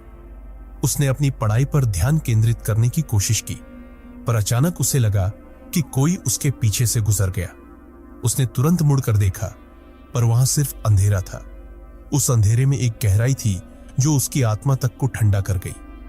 यह वही पल था जब उसे एहसास हुआ कि यहां कुछ तो अजीब है, कुछ ऐसा जो उसने पहले कभी महसूस नहीं किया था। वो जितना इसे नजरअंदाज करने की कोशिश करता, उतनी ही वो आवाजें बढ़ती जाती। हर बार जब वह पन्ने पलटता, उसे लगता कि कोई उसके पीछे खड़ा है और उसे घूर रहा है। आखिरकार उसने महसूस किया कि यह सिर्फ उसका भ्रम नहीं हो सकता। अब उसे समझ में आ गया था कि शायद इन कहानियों में कुछ सच्चाई है और यह खौफनाक रहस्य उसी के सामने प्रकट हो रहा था। अचानक उसे लगा कि उसकी किताब के बगल में रखी एक और किताब धीरे धीरे हिलने लगी है। उसने सोचा कि शायद उसकी आंखें धोखा दे रही हैं, पर जब उसने ध्यान से देखा तो वो किताब सच में हिल रही थी। उसने डर के मारे वो किताब उठाई और वापस शेल्फ में रखने लगा। जैसे ही उसने वो किताब वापस रखी, उसने अपने पीछे किसी की हल्की सी सांसों की आवाज सुनी।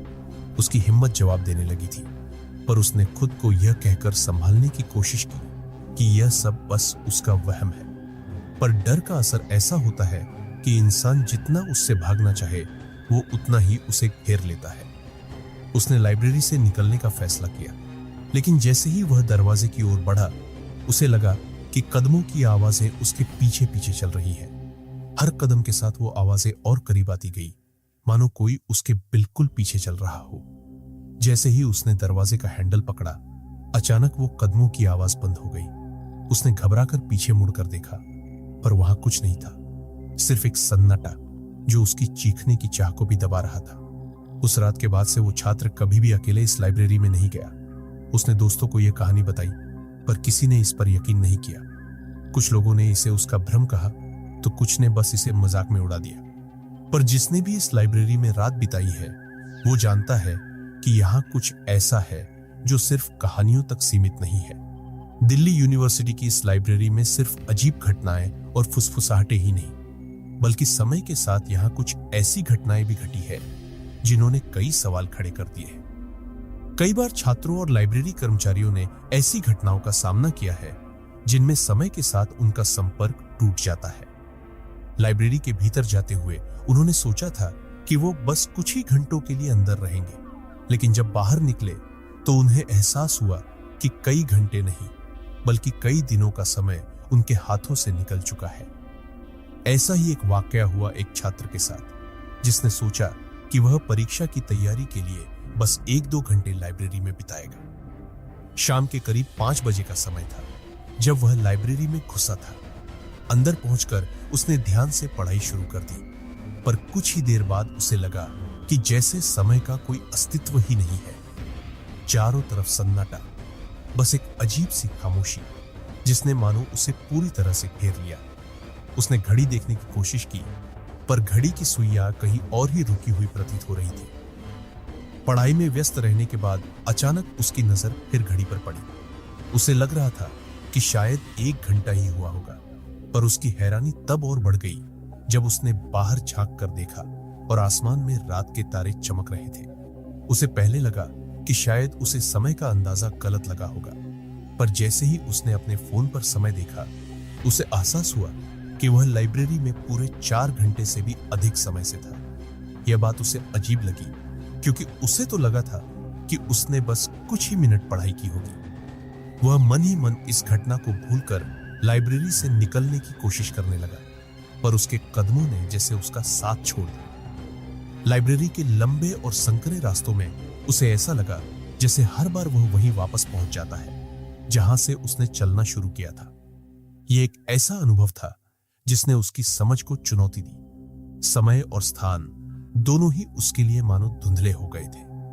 हर कोने से उसे वही रहस्यमयी फुसफुसाहटें सुनाई देने लगी जो उसे एक अजीब सी दिशा में जाने के लिए प्रेरित कर रही थी। अंततः जैसे तैसे उसने लाइब्रेरी के दरवाजे तक पहुंचने में सफलता पाई। दरवाजा खोलते ही ठंडी हवा का एक झोंका उसके चेहरे से टकराया और उसे एक राहत का एहसास हुआ। लेकिन बाहर आकर जब उसने अपने दोस्तों से बात की तो उसे पता चला कि उसने लाइब्रेरी में लगभग एक पूरा दिन गुजार दिया था। यह सुनकर उसके होश उड़ गए, क्योंकि उसे लगा था कि वह बस कुछ ही घंटों के लिए अंदर था। दोस्तों ने उसकी हालत देखी और उसे समझ में नहीं आ रहा था कि उसने इतने लंबे समय तक वहां कैसे बिता दिया। ऐसी घटनाएं केवल एक बार नहीं हुई। कई छात्रों ने बताया है कि वे लाइब्रेरी में बस कुछ ही समय के लिए गए थे, पर जब बाहर निकले तो उन्हें एहसास हुआ कि उनके समय की धारणा पूरी तरह से गायब हो गई थी। क्या यह सिर्फ उनका भ्रम था, या लाइब्रेरी के भीतर सच में कुछ ऐसा है जो समय को चुराता है? यह रहस्य आज भी अनसुलझा है और इसी कारण यह लाइब्रेरी छात्रों के लिए एक डरावनी पहेली बन चुकी है। आखिर इस लाइब्रेरी में ऐसा क्या है जो लोगों के समय को अपने अंदर समेट लेता है? क्या यहाँ कुछ अदृश्य शक्तियां हैं जो इस जगह को अपने काबू में किए हुए हैं, या फिर ये बस हमारी कल्पना का एक खेल है? पर हर बार जब कोई इस लाइब्रेरी में जाता है तो उसे अपनी कल्पना पर शक होने लगता है। इस लाइब्रेरी में कई बार केवल अजीब घटनाएं या समय के साथ खो जाने का एहसास ही नहीं, बल्कि अनजानी परछाइयों और भूतिया आकृतियों को देखने के किस्से भी सामने आए हैं। ये वही कहानियां हैं जिन्हें सुनकर दिल में डर की एक अजीब सी हलचल होती है। कई छात्रों और कर्मचारियों ने यहाँ ऐसी चीजें देखी है जिन्हें नजरअंदाज करना आसान नहीं था।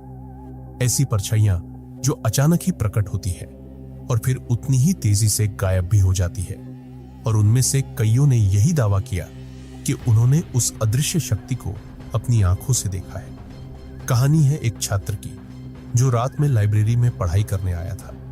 वह खुद को लाइब्रेरी के एक कोने में बैठा हुआ पाया, जहां चारों ओर बस किताबों का ढेर था और सन्नाटा था। वह खुद में खोया हुआ था, किताबों में डूबा हुआ, जब उसे एक हल्की आहट सुनाई दी। पहले उसने इस बात पर ध्यान नहीं दिया, लेकिन जब यह आहट दोबारा और फिर तीसरी बार सुनाई दी तो उसने अनमने मन से चारों ओर देखा, पर वहां कोई नहीं था। वह थोड़ा सहमा, लेकिन फिर उसने सोचा कि शायद यह उसकी थकावट की वजह से हो रहा है। उसने अपने ध्यान को फिर से पढ़ाई पर लगाने की कोशिश की, लेकिन कुछ ही पल बाद उसे महसूस हुआ कि उसके पास से कोई तेजी से गुजरा है। वह झट से मुड़कर पीछे देखने लगा और उसने देखा कि एक परछाई उसकी टेबल के पास से गुजर रही थी। यह कोई साधारण परछाई नहीं थी, वह बेहद धुंधली और धुंध से भरी हुई थी, पर उसमें मानो एक रूपरेखा थी, एक आकार जो इंसान की तरह लग रहा था। उसके रोंगटे खड़े हो गए और उसकी सांसें तेज हो गई। उस छात्र ने फौरन अपने आसपास देखने की कोशिश की, लेकिन वो परछाई कहीं गायब हो चुकी थी। यह घटना उसे असमंजस में डालने के लिए काफी थी। क्या उसने सच में किसी परछाई को देखा था, या यह बस उसका भ्रम था? उसने खुद को दिलासा दिया कि शायद उसकी आंखें थकी हुई है और यह सब बस उसकी कल्पना है, लेकिन उसके अंदर कहीं ना कहीं एक डर बैठ चुका था। लेकिन कुछ ही देर बाद, जैसे ही वह पढ़ाई में वापस जाने की कोशिश कर रहा था, उसे अपनी पीठ के पीछे किसी के खड़े होने का एहसास हुआ। उसने उस डरावनी परछाई को फिर से महसूस किया। धीरे धीरे उसकी आंखें नीचे गई और उसने देखा कि उसकी टेबल के नीचे मानो किसी के पैर खड़े हैं, सफेद, धुंधले और ठंडे। वह इतनी जोर से डर गया कि उसकी चीख निकलते निकलते रह गई। उसने हिम्मत करके ऊपर देखने का सोचा, पर डर के मारे उसका शरीर जैसे बेजान हो गया था। अचानक जैसे ही उसने हिम्मत जुटाकर ऊपर देखा, वह परछाई गायब हो चुकी थी। उसने खुद को यकीन दिलाने की कोशिश की कि वह सब कुछ बस उसका भ्रम था, लेकिन उसके साथ जो हुआ था वह इतना असली था कि उसे भूलना आसान नहीं था। बाद में जब उसने यह बात अपने दोस्तों को बताई तो उन्हें भी इस घटना पर भरोसा नहीं हुआ, परंतु लाइब्रेरी में जो कुछ उसने देखा और महसूस किया वो सिर्फ किसी डरावनी कहानी का हिस्सा नहीं था। यह एक हकीकत थी जिसे उसने अपनी आंखों से देखा था। यह अकेली घटना नहीं थी। लाइब्रेरी में काम करने वाले कर्मचारियों का भी कहना है कि उन्होंने कई बार यहां अजीब परछाइयों को देखा है, जो अचानक ही प्रकट होती है और फिर मानो अंधेरे में घुल जाती है। कुछ कहते हैं कि ये परछाइयां उस जगह के भूतिया इतिहास की गवाह है, जबकि कुछ मानते हैं कि यहाँ कुछ अनसुलझी आत्माएं हैं जो इस लाइब्रेरी में भटकती रहती है। और यही बात इस लाइब्रेरी को एक ऐसा भयानक स्थान बना देती है जहां जाने की हिम्मत हर कोई नहीं कर सकता। क्या ये भूतिया परछाइयां सच में यहां मौजूद है, या यह सब सिर्फ मन का भ्रम है? जो भी हो, दिल्ली यूनिवर्सिटी की इस लाइब्रेरी के हर कोने में एक अजीब सा राज छिपा हुआ है, जो हर साल नए छात्रों को डराता है और उनके दिलों में एक असामान्य भय पैदा करता है। दिल्ली यूनिवर्सिटी की इस लाइब्रेरी में जितनी खौफनाक कहानियां हैं, उनमें से एक रहस्य ऐसा भी है जो कई सालों से अनसुलझा है। यह कोई भूतिया परछाइयों या अजीब आवाजों की कहानी नहीं, बल्कि एक ऐसे गुमशुदा किताब की कहानी है जो कभी मिलती नहीं, पर कई बार लोगों ने उसे लाइब्रेरी में देखा भी है। इसे डिसअपीयरिंग बुक का नाम दिया गया है क्योंकि कई बार यह अचानक ही किसी शेल्फ पर दिखाई देती है और फिर उसी रहस्यमय तरीके से गायब हो जाती है। यह घटना तब शुरू हुई थी जब एक छात्र ने अपनी शोध के लिए एक दुर्लभ किताब का जिक्र किया। उसने सुना था कि लाइब्रेरी में वह किताब मौजूद है, पर जब वह उसे ढूंढने निकला तो पूरी लाइब्रेरी खंगालने के बाद भी वह उसे नहीं मिली। यह वही किताब थी जिसे उसने कई बार लिस्ट में देखा था, पर हर बार उसकी खोज अधूरी ही रह जाती। हर बार लाइब्रेरी के रजिस्टर में उस किताब का नाम मौजूद होता, पर जैसे ही उसे खोजने की कोशिश की जाती, वह किताब मानो हवा में घुल जाती। इस किताब की तलाश में कई छात्रों ने प्रयास किया और हर बार नतीजा वही रहा। पर खास बात यह थी कि इस किताब का नाम रजिस्टर में बार बार दर्ज होता। कई छात्रों का कहना था कि उन्होंने उस किताब को कभी कभी शेल्फ पर देखा भी है। उन्होंने उसका कवर, उसकी धूल से भरी मोटी जिल्द को साफ देखा, लेकिन जैसे ही उसे निकालने की कोशिश की, वो गायब हो गई। मानो वो कोई भूतिया किताब हो जो सिर्फ अपनी झलक दिखाने के लिए वहां थी। एक बार एक छात्रा ने बताया कि उसने उस किताब को एक शेल्फ पर देखा था। वह किताब इतनी पुरानी और धूल से ढकी हुई थी कि उसने सोचा शायद यही वो किताब है। जैसे ही उसने हाथ बढ़ाकर उसे पकड़ने की कोशिश की, वो किताब मानो उसके हाथों से छिटक कर कहीं अदृश्य हो गई। उसने यह किस्सा लाइब्रेरी के स्टाफ से साझा किया, पर किसी ने उसकी बात पर यकीन नहीं किया। आखिरकार एक पुरानी किताब अचानक कैसे गायब हो सकती है? इस किताब की घटना इतनी बार हो चुकी है कि अब यह एक किंवदंती बन चुकी है। कई बार लोगों ने यह किताब देखी, पर हर बार वह गायब हो गई। ऐसा लगता है कि इस किताब के पीछे कोई अज्ञात शक्ति काम कर रही है, जो इसे सामने तो लाती है, पर जैसे ही कोई इसे छूने की कोशिश करता है, वह उसे गायब कर देती है। कुछ लोगों का मानना है कि यह कोई श्रापित किताब है जो लाइब्रेरी में अटकी हुई है और कभी किसी के हाथों में नहीं आती। अब यह बात भी कही जाती है कि इस किताब से जुड़ी कुछ ऐसी चीजें हैं जिन्हें समझ पाना मुश्किल है। लोग कहते हैं कि शायद इस किताब में कुछ ऐसा लिखा है जिसे कोई देख नहीं सकता, या शायद इसमें कुछ भयानक रहस्य छुपा हुआ है। जो भी हो, पर आज तक इस किताब की कहानी रहस्यमय ही बनी हुई है। कई लोग इसे लाइब्रेरी का भूतिया चेहरा मानते हैं, जो सिर्फ कुछ पल के लिए सामने आता है और फिर हमेशा के लिए गायब हो जाता है। यह कहानी अब लाइब्रेरी में आने वाले हर नए छात्र के बीच एक डरावना किस्सा बन चुकी है। हर साल कुछ छात्र इस किताब को ढूंढने का प्रयास करते हैं, पर हर बार उन्हें निराशा ही मिलती है। क्या यह सच में कोई भूतिया किताब है? क्या इसमें कोई अनदेखा रहस्य छिपा है? या फिर यह बस एक डराने वाली कहानी है जो समय के साथ एक पहेली बन गई है? जो भी हो, पर इस किताब की सच्चाई जानने का अब तक किसी के पास जवाब नहीं है, और शायद यही इस किताब की सबसे बड़ी डरावनी सच्चाई है। दिल्ली यूनिवर्सिटी की इस लाइब्रेरी में एक ऐसी जगह भी है जो बाकी लाइब्रेरी से अलग, बेहद अजीब और खौफनाक मानी जाती है। इस जगह को हॉन्टेड स्टडी डेस्क कहा जाता है। इस डेस्क पर बैठते ही कई लोगों ने अजीब अजीब अनुभवों का सामना किया है।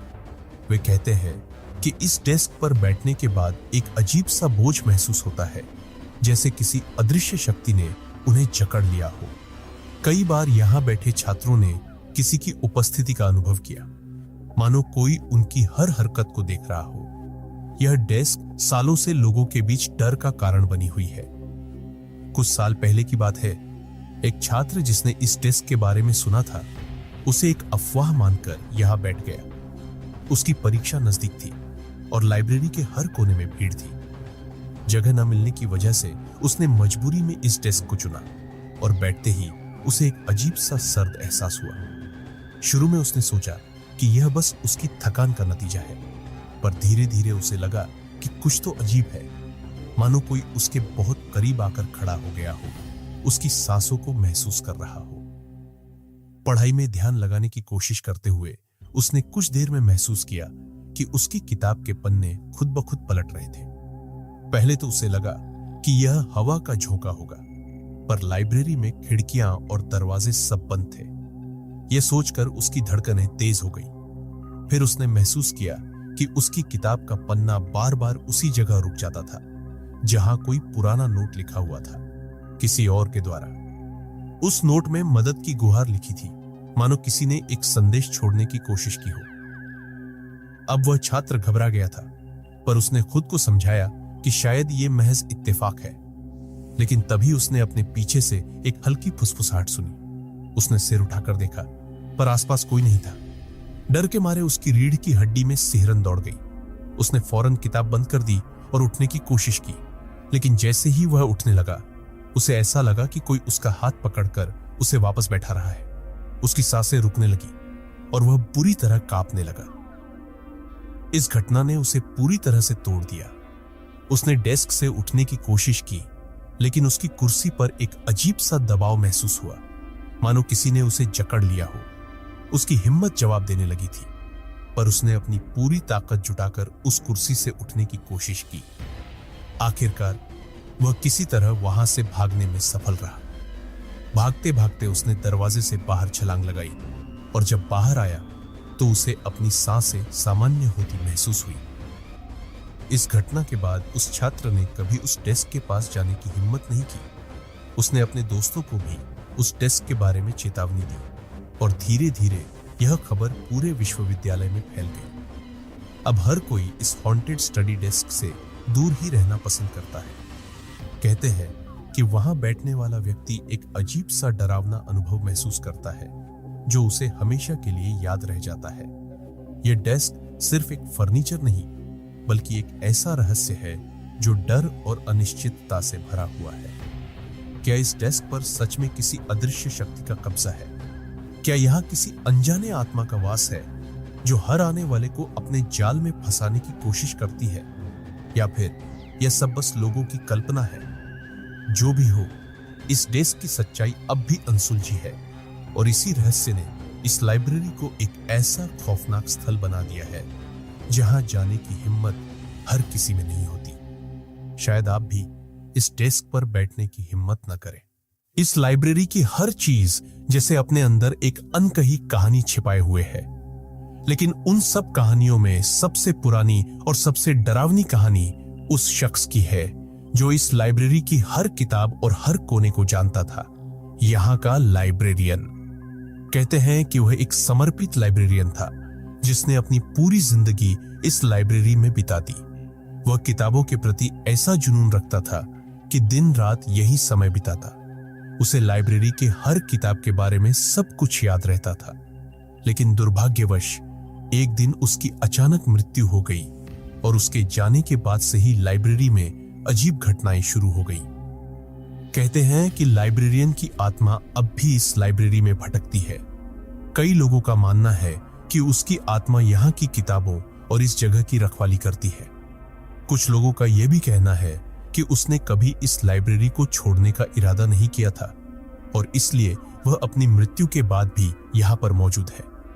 लोग उसकी परछाई को अक्सर लाइब्रेरी की किताबों के पास घूमते हुए देखते हैं, जैसे वो अभी भी किताबों का ध्यान रख रहा हो।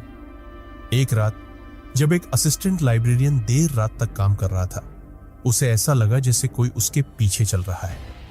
उसने पीछे मुड़कर देखा पर वहां कोई नहीं था। उसने सोचा कि यह सिर्फ उसका भ्रम होगा और अपने काम में लग गया। लेकिन कुछ ही देर बाद उसे फिर से किसी के कदमों की आहट सुनाई दी। इस बार वह घबराया और चारों ओर देखने लगा। तभी उसे एक धुंधली सी परछाई दूर एक शेल्फ के पास दिखाई दी जो धीरे धीरे उसकी ओर बढ़ रही थी। वह परछाई बिल्कुल लाइब्रेरियन जैसी दिखती थी, कंधों पर एक दुपट्टा डाले, हाथ में कुछ किताबें पकड़े हुए। असिस्टेंट लाइब्रेरियन घबराहट में जम गया और उसकी ओर देखता रह गया। जैसे ही वह परछाई करीब आई, उसने हल्के से फुसफुसाते हुए सुना, किताबें मेरी जिम्मेदारी है, इन्हें छोड़कर कहीं नहीं जाऊंगा। वह आवाज इतनी ठंडी और गंभीर थी कि उस असिस्टेंट का दिल दहल गया। वह आवाज सुनने के बाद असिस्टेंट ने फौरन लाइब्रेरी से भागने का फैसला किया। वो बुरी तरह डर चुका था और उसे यकीन हो गया था कि यहाँ कुछ ऐसा है जो इंसान की पहुंच से परे है। अगले दिन जब उसने बाकी स्टाफ के साथ अपनी इस घटना का जिक्र किया तो उसे यह जानकर हैरानी हुई कि वह अकेला नहीं है। कई स्टाफ मेंबर्स ने भी ऐसी ही घटनाओं का सामना किया था। कुछ का कहना था कि उन्होंने लाइब्रेरियन की परछाई को रात में लाइब्रेरी में घूमते हुए देखा था और कुछ ने उसकी फुसफुसाहट को सुना था। अब यह मान लिया गया है कि लाइब्रेरियन की आत्मा कभी इस लाइब्रेरी को छोड़ नहीं पाई। वह अपनी जिम्मेदारी पूरी करने के लिए हमेशा यहाँ रहता है, किताबों की देखभाल करता है और जो कोई भी लाइब्रेरी में रात को आता है उसे अपनी उपस्थिति का एहसास कराता है। यह सोचकर ही रोंगटे खड़े हो जाते हैं कि एक ऐसा शख्स जो इस लाइब्रेरी से इतना जुड़ा हुआ था, वो मरने के बाद भी यहाँ मौजूद है। शायद उसके जाने के बाद भी उसका जुनून उसकी आत्मा को बांध कर रखे हुए है। तो अब सवाल यह है, क्या आप इस लाइब्रेरी में अकेले रात बिताने की हिम्मत करेंगे? क्या आप इस लाइब्रेरी के उन खौफनाक रहस्यों का सामना करने की हिम्मत करेंगे जिन्हें खुद इस लाइब्रेरियन की आत्मा भी छोड़ने को तैयार नहीं है? दिल्ली यूनिवर्सिटी की इस लाइब्रेरी में अगर कभी रात बिताने का मौका मिले तो याद रखिएगा, यहां अकेले रहना उतना आसान नहीं जितना लगता है। दिल्ली यूनिवर्सिटी की इस लाइब्रेरी के ऊपर के हिस्से ही नहीं बल्कि इसके बेसमेंट को भी लेकर कई डरावनी कहानियां हैं। बेसमेंट को हमेशा ताले में रखा जाता है और बहुत कम लोग हैं जिन्होंने इसे अंदर से देखा है। कहा जाता है कि इस बेसमेंट में एक रहस्यमय परछाई है जिसे कई बार लोगों ने वहां महसूस किया है। परछाई इतनी सघन और ठंडी होती है कि आसपास का तापमान अचानक गिर जाता है और जो कोई भी यहां रात में गया उसने इस अजीबोगरीब अनुभव का सामना किया। कई साल पहले एक जिज्ञासु छात्र ने इस बेसमेंट के बारे में सुना था और उसने यह तय किया कि वह इस रहस्य को खुद अपनी आंखों से देखेगा। एक रात जब लाइब्रेरी बंद हो चुकी थी और हर तरफ सन्नाटा था, वह बेसमेंट का ताला खोलकर अंदर गया। शुरुआत में उसे कुछ असामान्य नहीं लगा, बस पुरानी किताबें, धूल से ढके शेल्फ और ठंडे कमरे। लेकिन जैसे ही उसने कुछ कदम आगे बढ़ाए, उसे अचानक अपने आसपास एक अजीब सी ठंडक महसूस हुई। बेसमेंट में वह इधर उधर किताबें देख रहा था कि अचानक उसकी नजर सामने एक परछाई पर पड़ी। वह परछाई किसी इंसान की तरह थी, लेकिन वह कोई ठोस आकृति नहीं थी। धीरे धीरे उस परछाई ने एक ठोस रूप लेना शुरू कर दिया और उसमें एक स्त्री की झलक दिखाई दी, सफेद साड़ी में, लंबे बालों वाली। छात्र का दिल जोरों से धड़कने लगा। वह समझ नहीं पाया कि यह सच में हो रहा है या फिर उसका वहम है। लेकिन तभी वह परछाई धीरे धीरे उसकी तरफ बढ़ने लगी। वह परछाई जैसे ही उसके करीब आने लगी, उसकी सांसें तेज हो गईं और पैर मानो जड़ हो गए। छात्र ने भागने की कोशिश की, पर उसके पैर हिल भी नहीं रहे थे। वह भयभीत था और उसे ऐसा लगा कि उसकी आवाज भी जैसे गुम हो चुकी हो। वह परछाई उसके करीब आकर रुक गई और उसकी तरफ देखने लगी। कहते हैं कि इस क्षण में उसने उस परछाई की आंखों में एक गहरी उदासी देखी, एक ऐसी पीड़ा जो उसकी आत्मा को बंधे हुए रखी थी। ऐसा लगा जैसे वह कुछ कहना चाहती हो, कुछ बताना चाहती हो। अचानक वह परछाई गायब हो गई और छात्र को लगा जैसे किसी ने उसकी कमर पर एक हाथ रखा था। उसे अपनी गर्दन पर ठंडक महसूस हुई, मानो किसी ने उसे धीरे से छू लिया हो। इस डरावने एहसास के बाद उसने खुद को संभालने की कोशिश की और वहां से बाहर भागने का फैसला किया। उसने जैसे तैसे अपने पैर उठाए और सीढ़ियों की ओर दौड़ा। बेसमेंट से ऊपर आते समय उसकी सांसें बेतहाशा तेज हो गई और उसे ऐसा महसूस हो रहा था जैसे वह किसी जानलेवा डर से बचकर निकल रहा है। इस घटना के बाद उस छात्र ने किसी को इस बारे में कुछ नहीं बताया, लेकिन उसकी आंखों में डर और खौफ की छाया हमेशा के लिए छप गई थी। बाद में उसने सुना कि उस परछाई वाली महिला की आत्मा दरअसल किसी पुराने किस्से से जुड़ी है। कुछ लोगों का मानना है कि वह महिला इस लाइब्रेरी की एक नियमित पाठक थी, जो अपनी एक अधूरी किताब को पूरा किए बिना इस दुनिया से चली गई।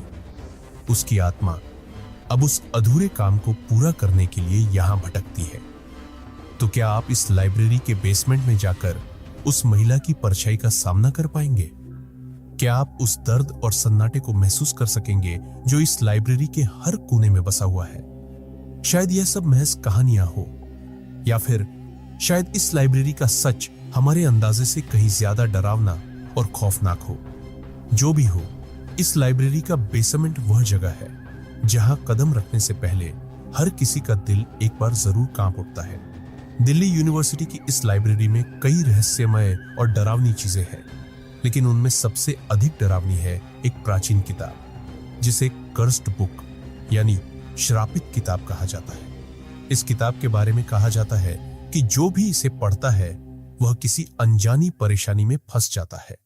किताब का कवर पुराना और धूल से ढका हुआ है और इस पर अजीबोगरीब प्रतीक बने हुए हैं। इसे देखने भर से ही एक अजीब सी ठंडक महसूस होती है, जैसे इसमें कोई अदृश्य शक्ति हो।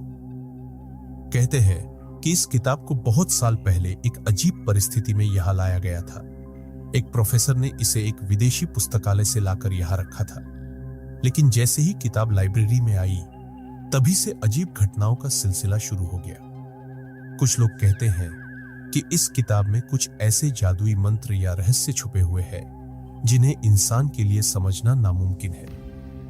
कई लोगों ने इस किताब को पढ़ने की कोशिश की, लेकिन जो भी इसमें लिखे रहस्यों को जानने का प्रयास करता है वह किसी न किसी भयंकर मुसीबत में फंस जाता है। एक बार एक छात्र ने, जो रहस्यमय चीजों में बहुत रुचि रखता था, इस किताब को पढ़ने का साहस किया। उसने इसे खोलते ही एक अजीब सा दर्द महसूस किया, मानो उसकी आत्मा पर कोई बोझ आ गया हो। जैसे जैसे उसने पन्ने पलटने शुरू किए, वैसे वैसे उसे कुछ अजीब अजीब दृश्य दिखाई देने लगे। जंगलों में आग, समुद्र में डूबती हुई आकृतियां और अंधेरे में भटकती हुई परछाइयां। उसने महसूस किया कि यह किताब किसी साधारण पुस्तक से कहीं अधिक है, और इसका हर पन्ना उसके भीतर एक अजीब सी घबराहट और डर पैदा कर रहा था। किताब पढ़ते पढ़ते उसे ऐसा महसूस हुआ जैसे कोई उसकी आंखों के सामने खड़ा हो, उसे देख रहा हो। उसने किताब से नजरें हटाकर चारों ओर देखा, लेकिन वहां कोई नहीं था। जैसे ही उसने फिर से किताब में देखा, उसे लगा जैसे शब्द खुद ब खुद बदल रहे हों। कुछ शब्द उसकी खुद की जिंदगी से जुड़े हुए थे, मानो किसी ने उसकी जिंदगी के राज उसमें लिख दिए हो। वह डर के मारे किताब को बंद करना चाहता था, लेकिन ऐसा करने की हिम्मत नहीं जुटा पा रहा था, मानो कोई अदृश्य शक्ति उसे किताब पढ़ने पर मजबूर कर रही हो। अचानक उसे ऐसा महसूस हुआ कि उसके कानों में कोई फुसफुसा रहा है, एक धीमी ठंडी आवाज जो बार बार उसका नाम ले रही थी। यह सब उसे पागल कर देने के लिए काफी था। वह घबराहट में उस जगह से भाग खड़ा हुआ, लेकिन किताब ने जैसे उसके दिमाग पर एक छाप छोड़ दी थी। अगले कुछ दिनों तक उसने अजीब अजीब घटनाओं का सामना किया। रात में अजीब सपने, किसी का पीछा करने का एहसास और बार बार उसी किताब की यादें उसे सताने लगी। अब यह माना जाता है कि इस कर्स्ड बुक में कोई रहस्यमयी शक्ति है जो इंसान को अपनी ओर खींच लेती है। जो भी इसे पढ़ने की कोशिश करता है, वह किसी न किसी भयंकर अनुभव का शिकार होता है। यह किताब लाइब्रेरी में धूल से ढकी रहती है, पर जैसे ही कोई इसे हाथ में लेता है, उसके लिए मुश्किलों का सिलसिला शुरू हो जाता है। क्या आप इस किताब को पढ़ने की हिम्मत करेंगे? क्या आप उस डर और अनजाने खतरे का सामना कर सकेंगे जो इस किताब में छिपा हुआ है? यह एक ऐसा सवाल है जिसका जवाब हर कोई जानना चाहता है, पर कोई भी इस किताब को पढ़ने की हिम्मत नहीं करता। दिल्ली यूनिवर्सिटी की इस लाइब्रेरी में हर कोने में एक ऐसा रहस्य बसा हुआ है जिसे आज तक कोई नहीं सुलझा पाया। प्रोफेसरों, छात्रों और कर्मचारियों के अनुभवों ने इसे एक ऐसा स्थान बना दिया है जहां लोग खौफ से कदम रखते हैं। किताबों के बीच छुपी परछाइयां, बेसमेंट में भटकती आत्मा और वह कर्स्ड बुक, ये सब कुछ ऐसा है जो किसी की भी हिम्मत को हिलाकर रख सकता है।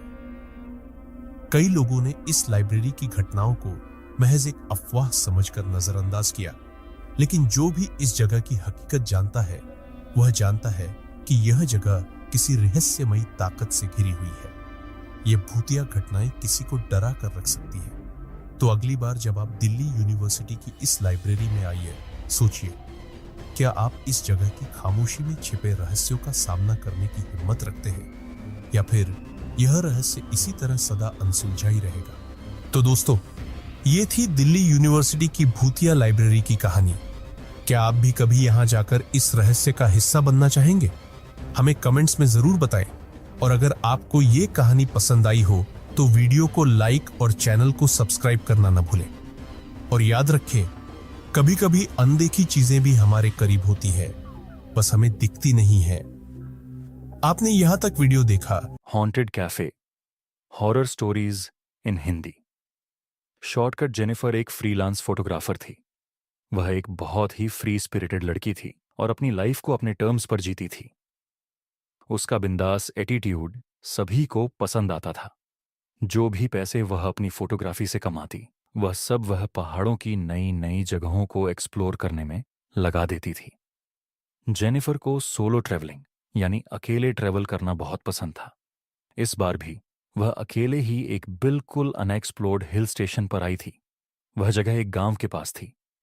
उस पहाड़ के ऊपर एक ऐसी जगह थी जहां से जो नजारा दिखता था वह किसी जन्नत से कम नहीं लगता था। और वहां जाने तक का एक ट्रैक था जो करीबन 6 किलोमीटर लंबा था।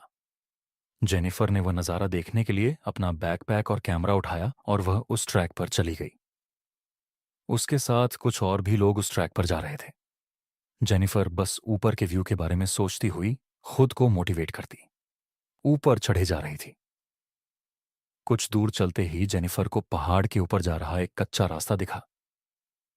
जेनिफर ने ठीक से देखा तो वह कच्चा रास्ता ऊपर जाकर ट्रैक के रास्ते में मिल रहा था।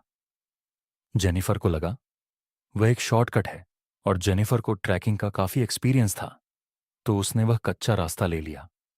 उस कच्चे रास्ते पर चलते हुए जेनिफर को करीबन आधा घंटा हो गया था। अब तक उसे पक्के रास्ते पर पहुंच जाना चाहिए था, पर वह तो पहाड़ के किसी घने जंगल में आ चुकी थी। जेनिफर ने पीछे मुड़कर देखा तो उसे वापस जाने का रास्ता भी नहीं समझ आ रहा था। वह रास्ता भटक चुकी थी। उसके फोन में नेटवर्क भी नहीं था। अब जेनिफर थोड़ा परेशान होने लगी थी। अपनी किस्मत को कोसती हुई जेनिफर सही रास्ता ढूंढने में जुट गई। भूख के मारे उसकी जान निकली जा रही थी कि तभी उसके सामने कुछ ऐसा आया जिसे देखकर उसे अपनी आंखों पर यकीन ही नहीं हो रहा था। उस वीराने के बीच एक बहुत ही सुंदर सा कैफे बना था। बाहर कैफे हिल रिट्रीट का बोर्ड लगा था और उसी कैफे से एक पक्की रोड भी जुड़ी हुई थी। जेनिफर की खुशी का ठिकाना नहीं रहा। वह बिना कुछ सोचे उस कैफे की तरफ दौड़ी और अंदर चली गई। कैफे जितना बाहर से सुंदर था, उसे कई ज्यादा अंदर से था। अंदर बहुत ही अच्छी डेकोरेशन थी और कुछ यंगस्टर्स वहां बैठकर हंस खेल रहे थे। वह कैफे परफेक्ट था। जेनिफर सब कुछ भूल गई थी। वह फटाफट से एक टेबल पर बैठ गई और एक वेटर तुरंत उसके पास आ गया। उस वेटर ने जैसे ही मेनू कार्ड टेबल पर रखा, जेनिफर की नजर उसके हाथ की कलाई पर गई। उसकी कलाई पर जलने का एक घाव था।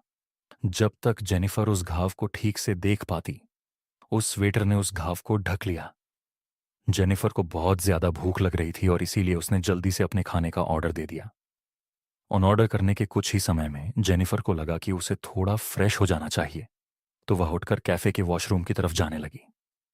वॉशरूम के रास्ते में उन हंसते खेलते यंगस्टर्स का टेबल भी था। जेनिफर उनके पास से गुजर रही थी कि उसने देखा कि उनमें से एक लड़के के सिर पर एक घाव था और यह घाव ठीक उस वेटर के जैसा ही लग रहा था। ध्यान से देखने पर जेनिफर को पता चला कि वैसा ही एक घाव उस टेबल पर बैठे हर इंसान पर था। किसी के माथे पर था तो किसी के हाथों पर। जेनिफर उन घावों को देखने में इतनी गुम हो गई कि उसने रियल लाइफ में खेलते यंगस्टर्स को अब बिल्कुल शांत होते हुए देखा। वे जेनिफर को बहुत ही डरावने तरीके से घूर रहे थे। जेनिफर को लगा कि शायद उसके ऐसे घूरने से वह लोग नाराज हो गए हैं। वह सॉरी बोलकर वहां से सीधा वॉशरूम चली गई। वॉशरूम में टैप ऑन करके जेनिफर उन घावों के बारे में सोच रही थी। सोचते सोचते जब उसने अपना मुंह पानी से धोया और सर ऊपर उठाकर शीशे में देखा तो उसकी रूह कांप उठी। उस वॉशरूम के शीशे में उस वॉशरूम का पूरा एरिया झलकर काला हुआ दिखाई दे रहा था। अचानक उसे बहुत जोर जोर से लोगों की चीख की आवाज आने लगी, लेकिन यह सब कुछ कुछ ही सेकंड्स में बंद हो गया और जब तक जेनिफर कुछ समझ पाती, सब कुछ पहले जैसा हो गया था। जेनिफर को लगने लगा कि उस जगह में कुछ तो गड़बड़ है, पर उसे इतनी भूख लगी थी कि उसने सोचा कि वह जल्दी से जल्दी अपना पेट भरकर वहां से निकल जाएगी। जेनिफर सर झुकाकर अपनी टेबल पर पहुंची और अपने खाने का इंतजार करते हुए उसने एक सिगरेट लाइट की और उसे पीने लगी। जेनिफर ने सिगरेट का धुआं छोड़ते हुए देखा कि पूरे कैफे में सन्नाटा था और कैफे में मौजूद हर एक इंसान उसे ही घूर कर देख रहा था। उनकी आंखों में इतना गुस्सा था कि जेनिफर घबरा उठी। देखते ही देखते उन सबके चेहरे बदलने लगे और उनके शरीर बिल्कुल काले पड़ गए। वह वेटर जो जेनिफर से बहुत मुस्कुराकर बात कर रहा था, अब जेनिफर की तरफ गुस्से में तेजी से दौड़ता हुआ आ रहा था। जेनिफर ने सहम कर उस सिगरेट को अपने पानी के गिलास में डालकर बुझा दिया। जेनिफर को कुछ समझ नहीं आ रहा था और वह बहुत ज्यादा डर चुकी थी। इससे पहले वह कुछ कर पाती, उसने देखा कि वहां बैठे लोग जिनके शरीर काले पड़ रहे थे अब राक्षस की तरह टूट रहे हैं। यह देखकर जेनिफर के डर की मारे चीख निकल गई। वह अपना सामान उठाकर जैसे तैसे उस कैफे से बाहर भागी और जब उसने वहां से निकलकर पीछे मुड़कर देखा तो उसे वह खूबसूरत कैफे नहीं बल्कि एक पूरी तरह जली हुई पुरानी खंडहर दिखाई दी। जेनिफर बिना कुछ सोचे बस वहां से रोड पर भागती गई। रोड पर भागते हुए उसे एक गाड़ी दिखी और उस गाड़ी में उसी एरिया में रहने वाला कोई आदमी था। जेनिफर की ऐसी हालत देखकर उस गाड़ी वाले इंसान ने जेनिफर को अपनी गाड़ी में लिफ्ट दे दी। जेनिफर ने अपने साथ हुआ हादसा जैसे तैसे करके उस आदमी को समझाने की कोशिश की। जेनिफर को लगा था कि वह आदमी उसको पागल समझेगा, पर उस आदमी ने कुछ ऐसा कहा जो जेनिफर ने कभी सोचा भी नहीं था। उसने जेनिफर को बताया कि जिस जगह की वह बात कर रही थी वह 10 साल पहले एक कैफे हुआ करता था। एक बार एक कस्टमर उसी कैफे में सिगरेट पी रहा था और उसने सिगरेट को बिना बुझाए ही अपने टेबल के पास फेंक दिया था। उस कस्टमर की लापरवाही से उस कैफे के एक पर्दे में आग लग गई और इससे पहले कि कोई कुछ कर पाता उस पूरे कैफे में आग फैल गई और अंदर फंसे सभी लोग जलकर मर गए। जेनिफर यह सुनकर हक्की बक्की रह गई। अब उसे सब समझ आ रहा था, पर उसे विश्वास ही नहीं हो रहा था कि उस कैफे में मौजूद सभी लोग जिंदा नहीं बल्कि मरे हुए थे। उस आदमी की बात सुनकर जेनिफर सोच रही थी कि वह बाल बाल बच गई, लेकिन जेनिफर को यह नहीं पता था कि उसके बगल में बैठे इंसान की गर्दन पर भी वैसा ही घाव था। अगले दिन उस एरिया के अखबार में एक खबर आई जिसमें लिखा था कि एक लड़की की उसी मेन रोड पर एक्सीडेंट में मौत हो गई और उस लड़की का नाम जेनिफर था। फिर भूत बंगला। बिरजू दिल्ली का रहने वाला 21 साल का एक साधारण सा लड़का था। बिरजू को पहाड़ बहुत पसंद थे और सबसे ज्यादा खुशी देते थे, इसीलिए वह हर महीने कम से कम एक बार पहाड़ों में घूमने आ जाता था। इस बार वह अपने पहाड़ी दोस्त समीर के साथ मसूरी घूमने आया था। मसूरी के आसपास के एरिया में घूमते हुए वो लोग राधा भवन के किले के पास पहुंच गए। बिरजू की नजर जैसे ही इस अंधेरे हुए किले पर पड़ी, वह बस वहीं रुककर उसे देखने लगा। बिरजू उस किले के अंदर जाने की जिद करने लगा, पर तभी उसके दोस्त समीर ने उसका हाथ पकड़ लिया। अब पहाड़ों में रहने वाला समीर राधा भवन के बारे में कुछ ऐसा जानता था जो बिरजू को नहीं पता था। समीर ने अपने घर वालों से राधा भवन के बारे में कुछ बातें सुनी थीं। सुना था कि राधा भवन कोई मामूली किला नहीं है, बल्कि एक भूतिया किला है। बिरजू इन सब चीजों में नहीं मानता था। उसका मानना था कि भूत प्रेत या पैरानॉर्मल जैसी कोई चीज होती ही नहीं। पर समीर बार बार उसे अंदर जाने से मना कर रहा था। अब इन्हीं बातों के बीच वहां से मसूरी के कुछ लोकल्स गुजर रहे थे। उन्होंने जब उन दो लड़कों को आपस में बहस करते हुए देखा तो उनके पास आ गए। जैसे ही उन लोकल्स को पता चला कि बिरजू राधा भवन के अंदर जाने की जिद कर रहा है, तो सभी के चेहरों का रंग उड़ गया। फिर उन्होंने बताया कि वहां की कहानी क्या है। उन्होंने बताया कि 1807 में बने इस राधा भवन की अपनी ही एक कहानी है। ऐसा माना जाता है कि कोलकाता के राजा जब मसूरी आए तो उन्हें यहाँ की वादियों से प्यार हो गया और उन्होंने अपने इस प्यार की निशानी के लिए एक किला बनवाया और उसका नाम राधा भवन रख दिया। उस किले से उन्हें एक अलग सी अटैचमेंट हो गई, इतनी अटैचमेंट कि वह कभी मुड़कर कोलकाता वापस गए ही नहीं और उस किले में रहने लगे। राजा के मरने के कई सालों के बाद अफगानिस्तान का एक सुल्तान आमिर याकूब खान भी जब इस किले में पहुंचा तो उसे भी इस किले से मोहब्बत हो गई। पर इस किले पर ब्रिटिशर्स की भी नजर थी। ब्रिटिशर्स के बहुत कोशिश करने के बावजूद भी सुल्तान ने उस किले को नहीं छोड़ा और उसका अंजाम बुरा था। ब्रिटिशर्स ने सुल्तान को उसी किले की एक काल कोठरी में बंदी बनाकर रख दिया और उसी में सुल्तान की मौत भी हो गई। कहते हैं कि सुल्तान ने अपना शरीर तो छोड़ दिया, लेकिन उनकी आत्मा उस किले को नहीं छोड़ पाई।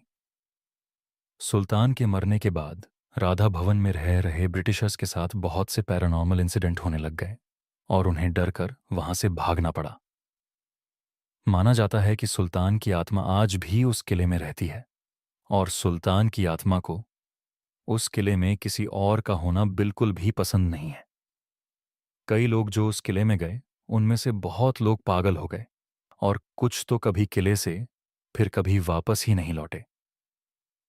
आज भी रात में उस किले से सुल्तान की दर्दनाक चीखने चिल्लाने की आवाजें आती हैं। यह कहानी सुनकर समीर के तो पसीने छूटने लगे, पर बिरजू जोर जोर से हंसने लगा। उसने लोकल्स की कहानी का मजाक उड़ाया और कहा कि यह सब सिर्फ कहानियां हैं और वह इन कहानियों को झूठा साबित करने के लिए तो अब तो बिल्कुल अंदर जाएगा। लोकल्स बिरजू से गुस्सा होकर वहां से चले गए और बिरजू राधा भवन के अंदर जाने लगा, पर समीर ने भी उसके साथ चलने से इनकार कर दिया। बिरजू उसे भी पीछे छोड़कर किले के अंदर जाने लगा। उस किले के अंदर जाते ही बिरजू की आंखें चमक उठीं। पता नहीं क्यों उसे उस खंडरई किले में अचानक से थोड़ी ठंड लगने लगी। क्योंकि वह एक हिल स्टेशन पर था तो उसे यह बात अजीब नहीं लग रही थी। धीरे धीरे सूरज भी ढलने लगा था और राधा भवन के अंदर अंधेरा छाने लगा था, पर बिरजू को उस किले से बाहर जाने का मन ही नहीं कर रहा था। बिरजू उस किले के अंदर खड़ा होकर उस कहानी वाले सुल्तान को आवाज देने लगा और उस सुल्तान पर हंसने लगा। लेकिन तभी अचानक से बिरजू को किसी के कदमों की आवाज सुनाई दी। पहले तो बिरजू को वह अपने मन का भ्रम लगा, पर तभी उसे ऐसा लगा कि जैसे कोई बगल में खड़ा सांस ले रहा हो। बिरजू के पूरे शरीर में एक कपकपी उठ गई। उसके बगल में कोई नहीं था। तभी उसके पैरों को किसी ने पकड़ लिया और वह जमीन पर गिर गया। जमीन पर गिरते ही उसके शरीर को कोई घसीटकर किले के अंदर लेकर जा रहा था। जैसे ही बिरजू ने अपने पैरों की तरफ देखा तो उसका दिल दहल गया। एक आदमी सुल्तान के कपड़ों में उसके पैरों को पकड़ कर घसीट रहा था। बिरजू डर के मारे जोर जोर से चीखने चिल्लाने लगा। तभी उस सुल्तान ने मुड़कर बिरजू को देखा और वह दृश्य बिरजू के दिमाग में हमेशा के लिए छप गया था। उस सुल्तान के चेहरे की याद स्किन उतरी हुई थी और उसका पूरा बदन काला पड़ा हुआ था। बिरजू समझ गया था कि यही वह सुल्तान की आत्मा है और उन लोकल्स की बताई हुई कहानी बिल्कुल सच थी। उस सुल्तान की आत्मा ने बिरजू को एक काल कोठरी में बंद कर दिया। बिरजू को अंधेरे के सिवा और कुछ नहीं दिख रहा था, बस उसे जोर जोर से धम धम की आवाजें सुनाई दे रही थीं। बिरजू बहुत ज्यादा डर गया था। उसे अचानक सांस आनी बंद हो गई और वह दर्द में चीखता रहा। चीखते चीखते वह बेहोश हो गया। बिरजू की आंखें खोलीं तो वह अपनी गाड़ी की सीट पर लेटा हुआ था और समीर उसके पास ही बैठा हुआ था। समीर ने बताया कि बिरजू को अकेला छोड़कर वह चला तो गया, पर उसे उसकी चिंता होने लगी थी। सूरज ढलने के कुछ देर बाद समीर बिरजू को ढूंढता हुआ उस किले में गया और उसे बिरजू किले के बाहर एक मैदान में बेहोश पड़ा मिला था। बिरजू ने समीर को गले लगाकर उसे सब कुछ बताया और वह उसके बाद कभी मसूरी नहीं आया। पर तब से बिरजू की मानसिक हालत खराब होती चली गई और वह पागल सा हो गया। और समीर को आज भी राधा भवन के बुरे सपने आते हैं। यह किस्सा सुनकर मैं और मेरा पूरा क्रू दंग रह गया।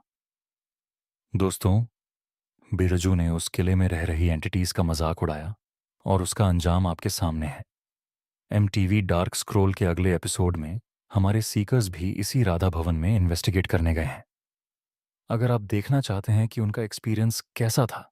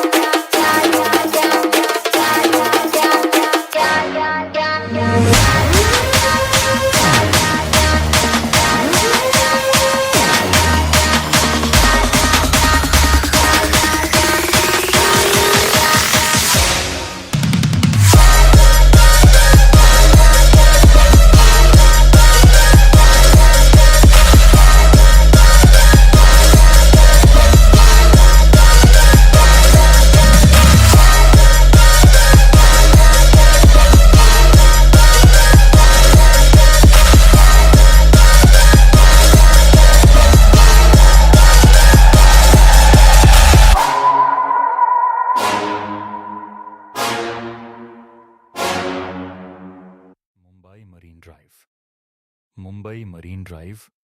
मुंबई दुनिया का एक ऐसा शहर है जो शायद कभी नहीं सोता।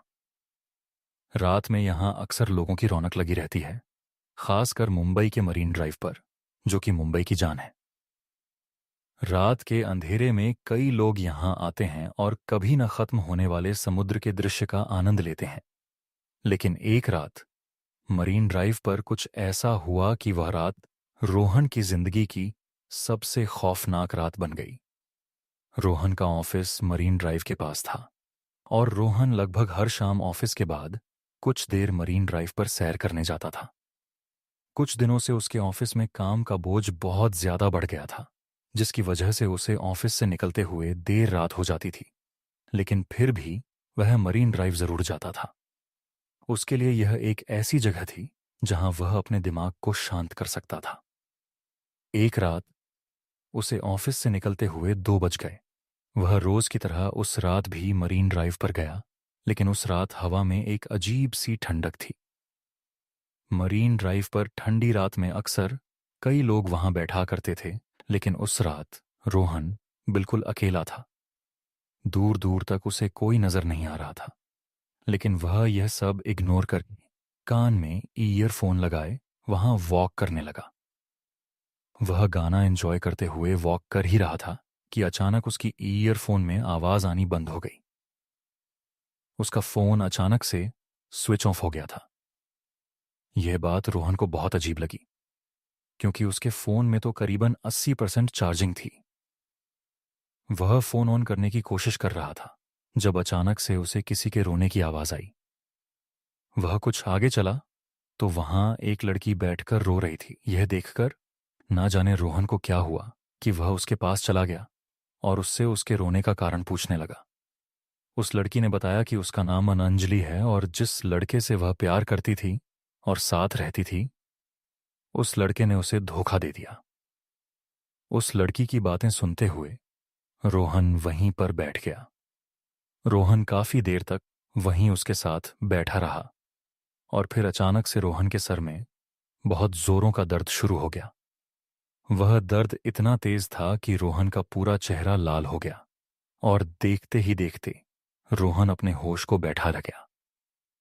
जब रोहन की आंख खुली तो सुबह हो चुकी थी और वह मरीन ड्राइव पर ही लेटा पड़ा था।